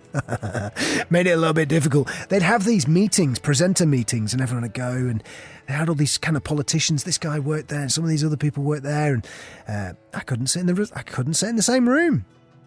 Not because I'd physically attacked them, but because I'd have said something. I can't hold my tongue in situations like that. Much more fair system than people alleged at the time when it was introduced. The question was about trust. You said yeah. the blue... We can't trust you, mate. That's what he's saying. Yes. The next one. Back. Yes. Hi, Mr. Clegg. Hi. The public suggests they You can't said Prime forgive... Minister Clegg.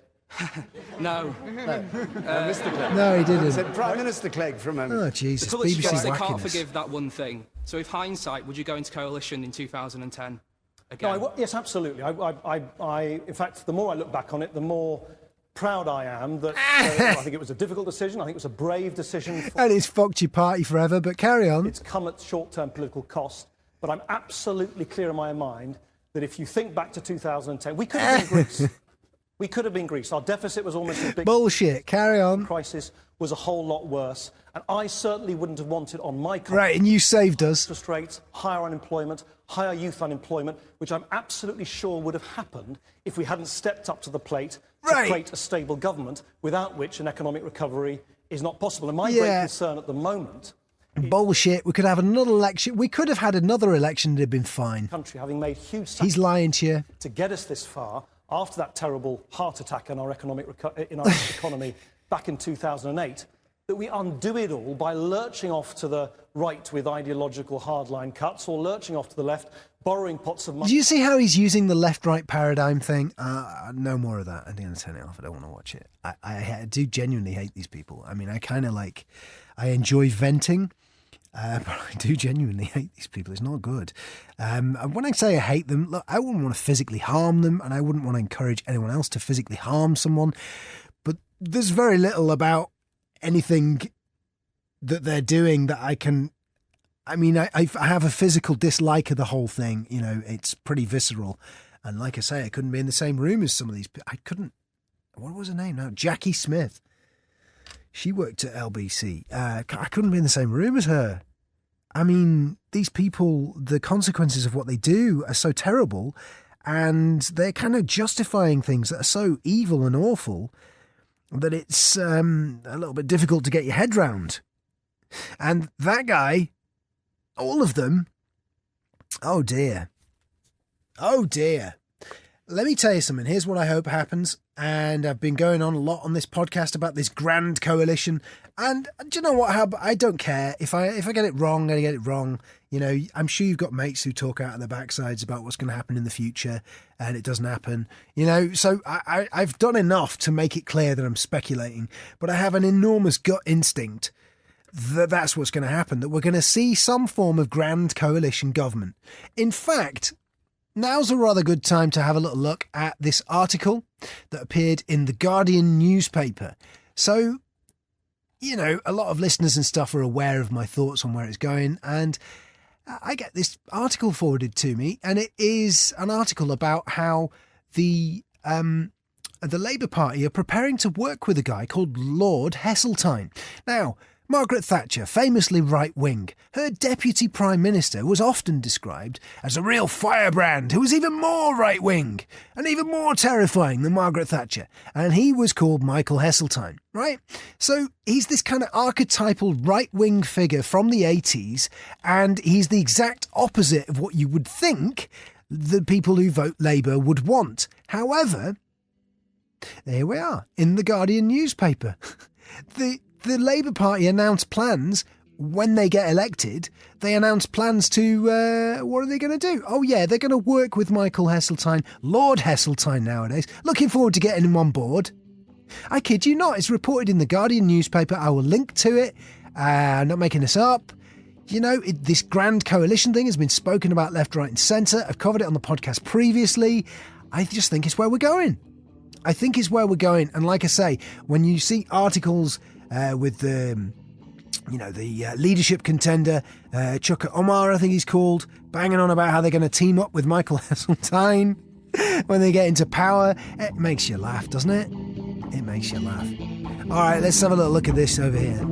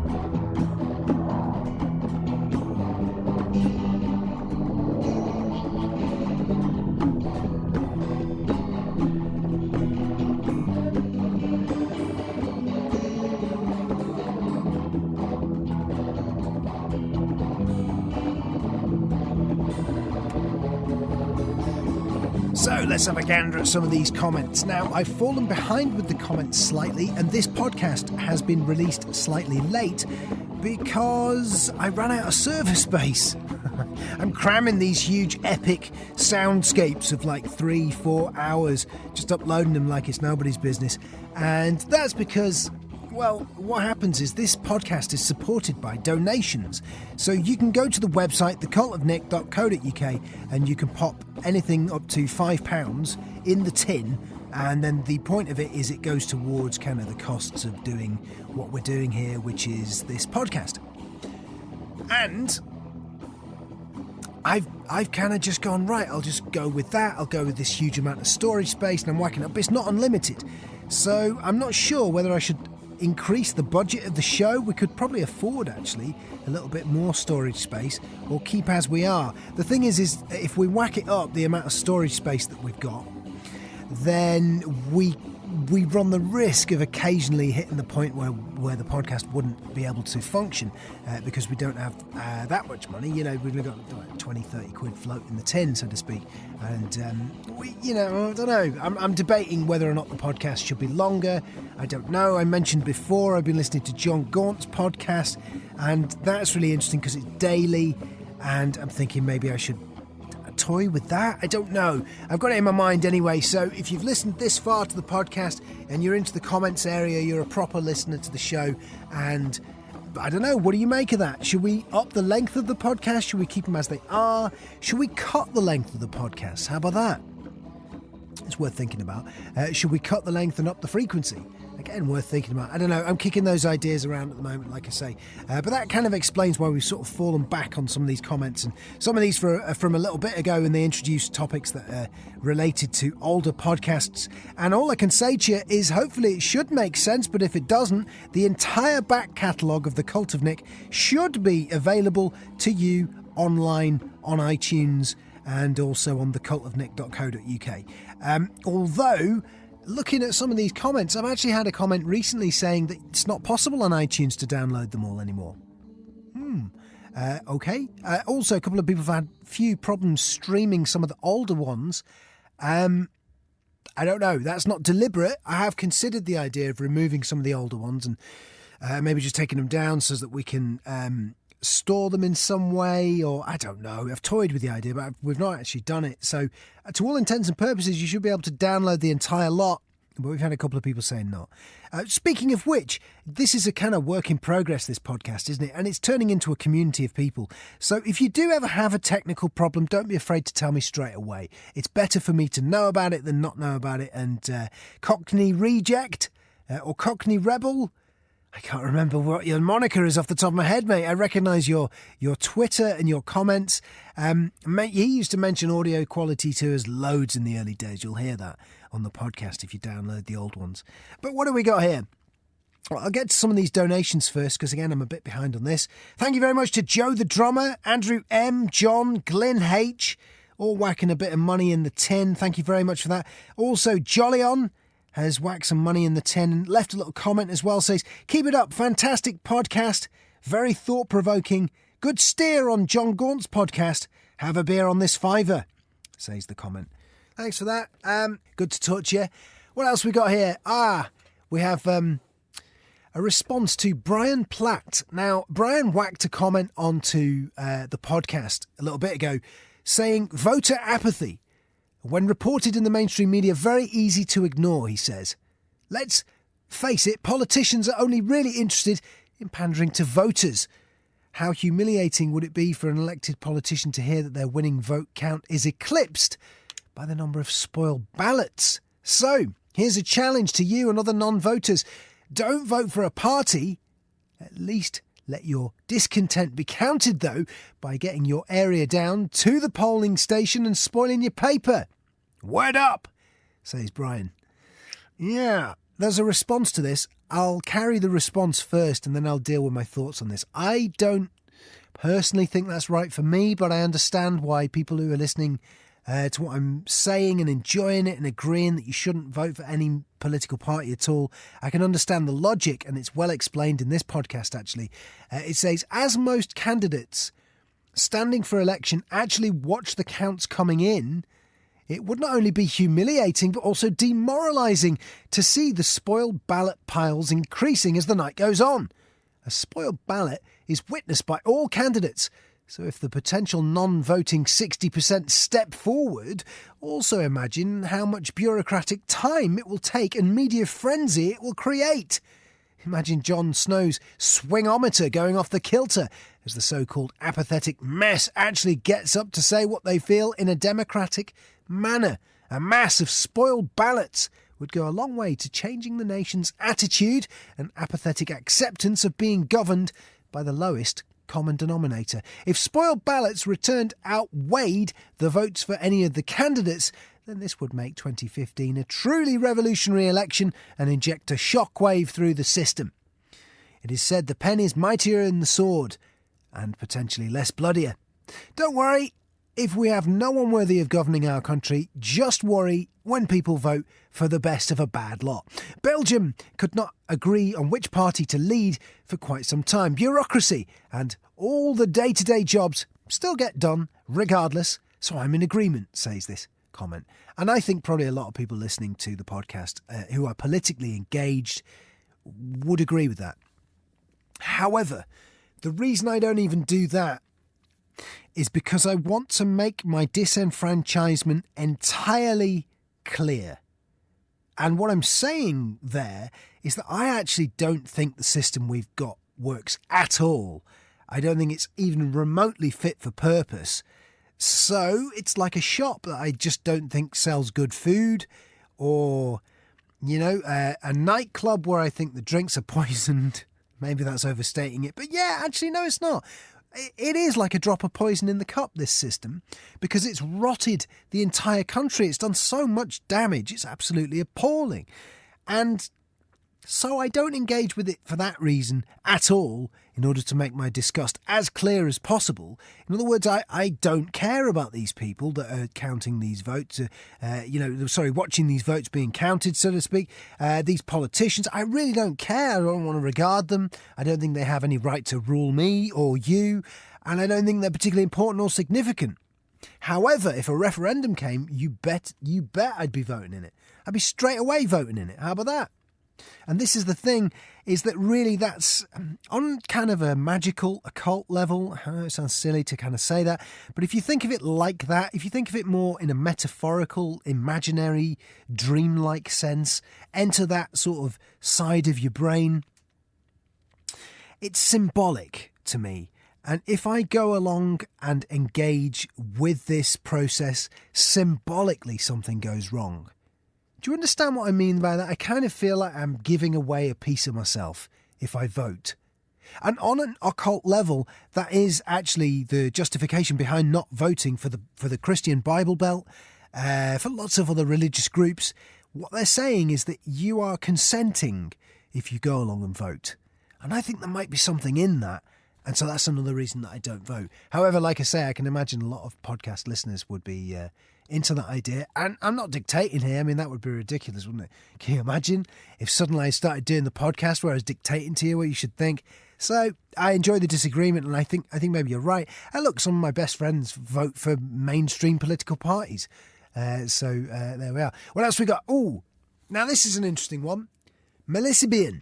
Do you remember her? She was on not last week's podcast, but the week before. She talked to us about how she was in a polyamorous relationship. Absolutely fascinating interview. Strongly recommend you download it. She replies here to a comment that I made about whether or not she was in love. Now, polyamory, if you're new to this, is the idea that you can be in love with more than one person. Poly meaning many, amory meaning, amour, love, the French word. So polyamory, the idea you can be in love with many people. And I was asking the question, after the interview that I did with her, about her polyamorous relationships. We spoke to her and her girlfriend, if you remember, and there were a number of other people involved in that, and we're going to get another one of them onto the podcast, hopefully either next week or the week after, and we'll have an in-depth conversation with him. And if you have questions for people who are living a polyamorous lifestyle, maybe you should put comments on this podcast. Find it on thecultofnick.co.uk and I'll fire some of them at him. Yeah, it's one of the blokes involved, because we chatted to two women last time round, if you remember, Melissa being one of them. And the question was, are you in love? You know, I wondered afterwards, I thought, oh, is she in love? Are they in love? Is that love? I don't know. I mean, it's a tricky thing to say, isn't it? So here's her response to that question. Am I in love? She says. First, we must define what you mean by love and debate whether that concept is realistic and sustainable. You said that one day you're, and by you're I mean anyone and everyone who might hear this, going to find someone and you're going to fall in love with them for the rest of your life and never ever going to want to be apart from them. And that sounds really nice, sort of Disney, sparkles, spontaneous rainbows at the wedding that just so happens to be 10 days after you've met, kind of warm fuzzy. But is it realistic? Says Melissa Bien. Does forever need to be part of the equation? Can you have been in love with someone if it didn't last forever? As of 2014 in the US, I don't have very good numbers for the UK, sorry. For every, do you know what? Don't worry about that. The majority of our listeners are American. I don't know why I bang on about UK politics enough. I think there might be parallels. But anyway, she says, I don't have very good numbers for the UK. But for every 2 marriages, there is 1 divorce. This is where the rumour of a 50% divorce rate mistakenly comes from. I don't want to explain it now, but that's actually how those numbers work. But listen, it's a high number of marriages ending. Does it mean that the people were not in love when they got married? Perhaps some were not, she says, but it's a strong statement to say that the emotions that led them to marriage were not love. Was I not in love with my ex-girlfriend of 2 years because it turned out that when we moved in together our personalities grated away at each other? I don't believe that the feelings which fueled our time together are negated simply because our relationship ended. They can't have been. That's why it hurt to break things off. No, for me, love does not need to be forever. In current middle-class society, love is held as the most important thing to keep a relationship happy.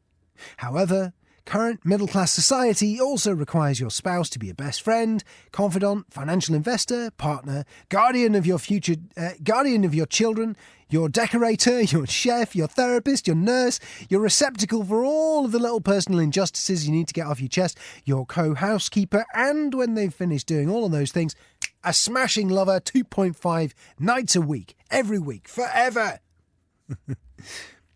That's a lot of pressure to place on a single person, she says.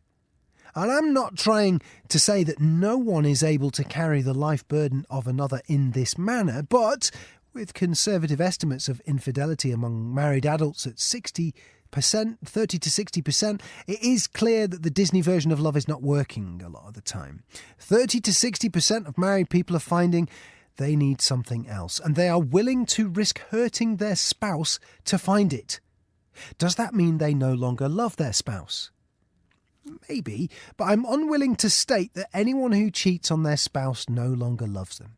I'll not speculate on why cheating happens. I'm sure the reasons are as complex and multifaceted as love. Rather, I will state that it happens, and I believe the ethical, honest response is to discuss the topic of extra-pair relationships with your spouse before they happen.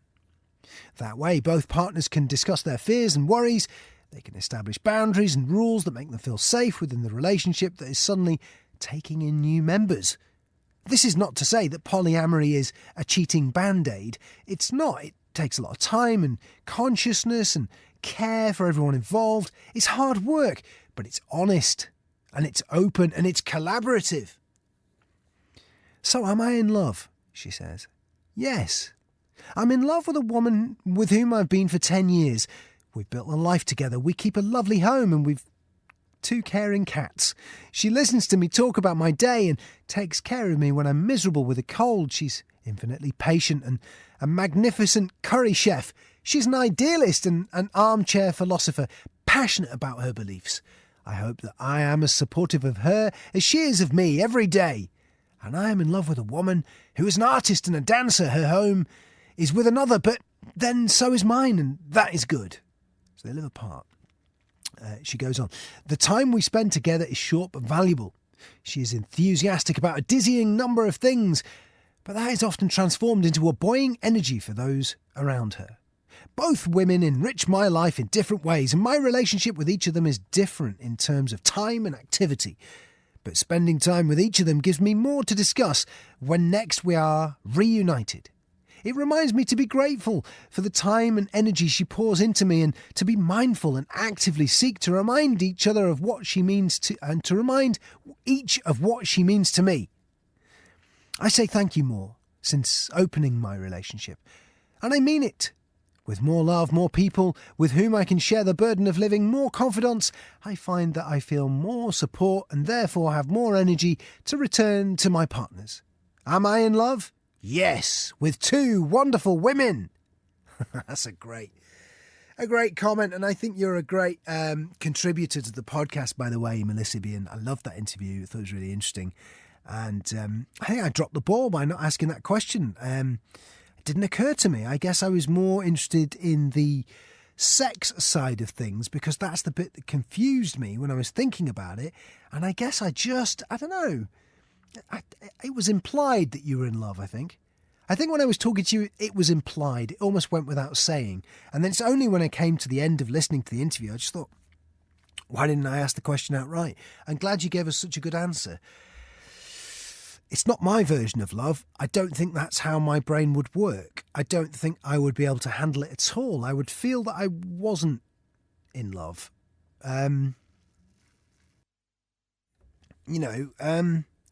Look, I mean, there's a load of interesting things about this, and it's not my kind of thing. I can't imagine living in a polyamorous situation at all. It's interesting because it's a fringe thing, but I tell you what's interesting about it. If you're listening to me talking about it right now and you think, well, what is this idea? I'll tell you. I think the reason perhaps that I find it difficult to accept is because I come from a patriarchy.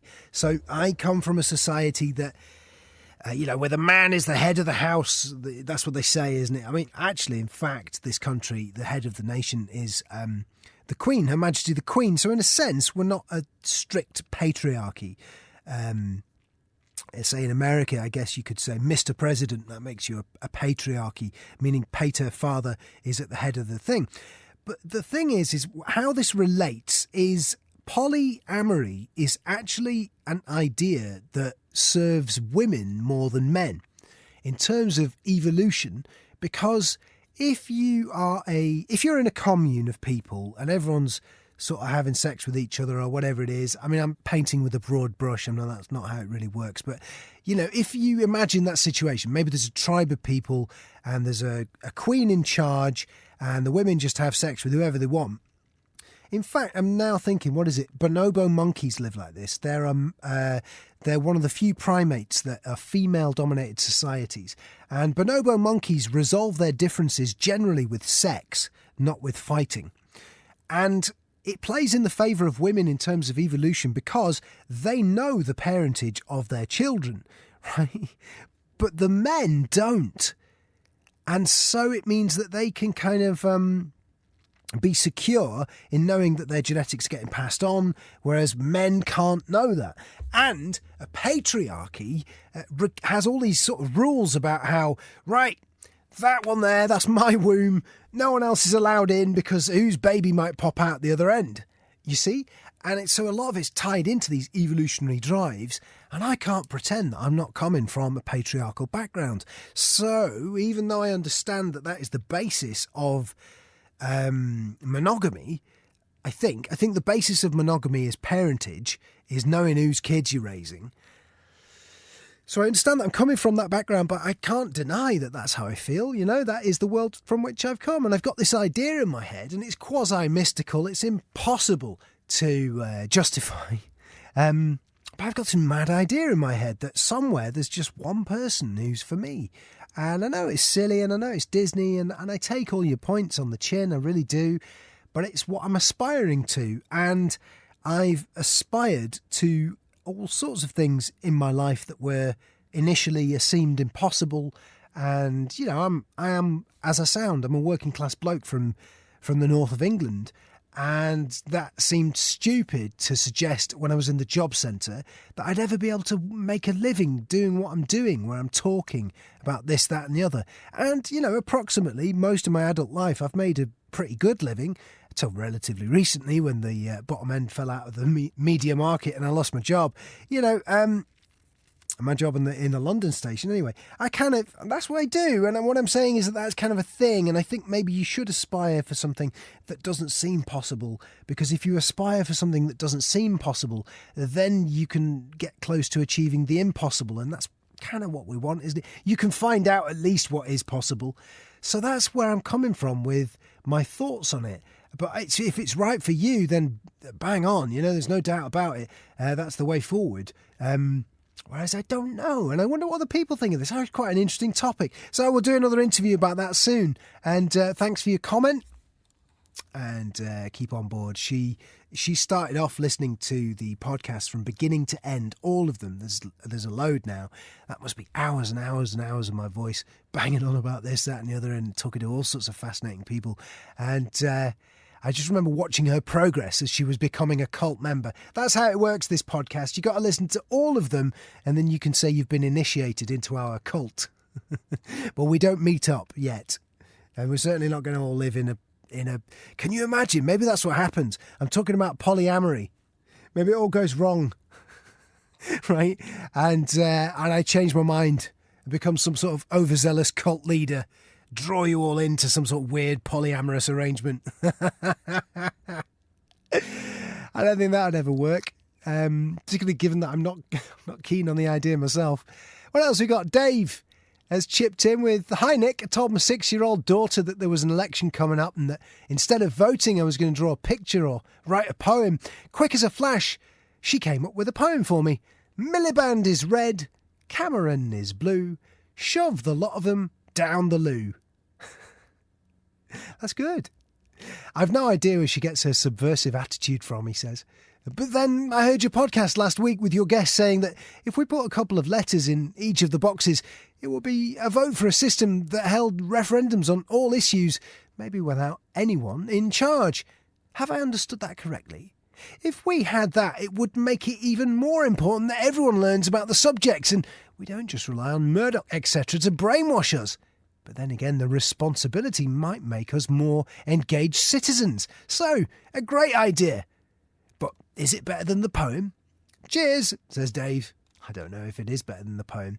Yeah, the idea of direct democracy, I've been hawking it around on my blog for years now and banging on about it on the radio and so on.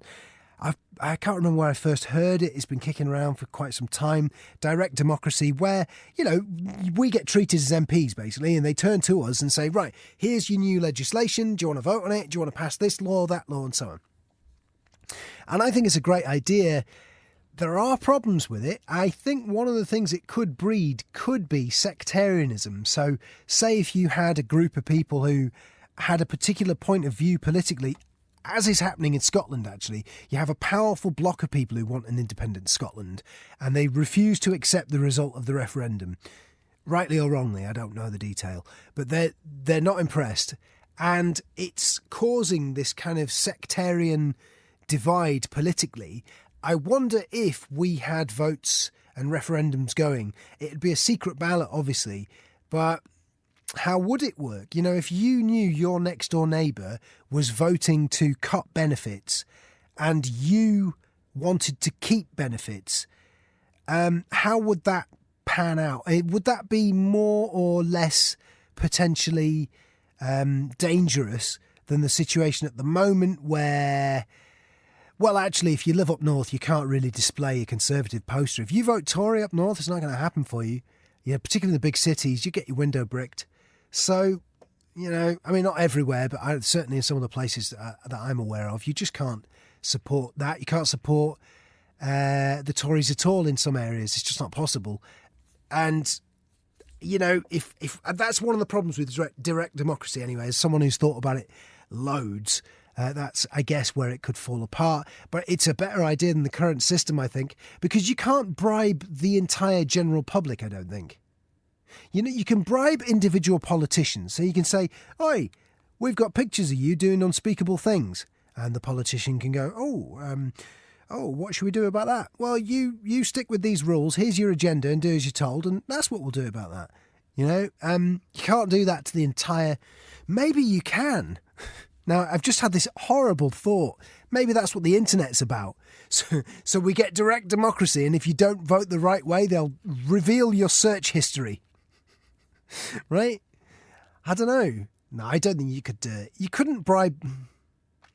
It's not a perfect idea.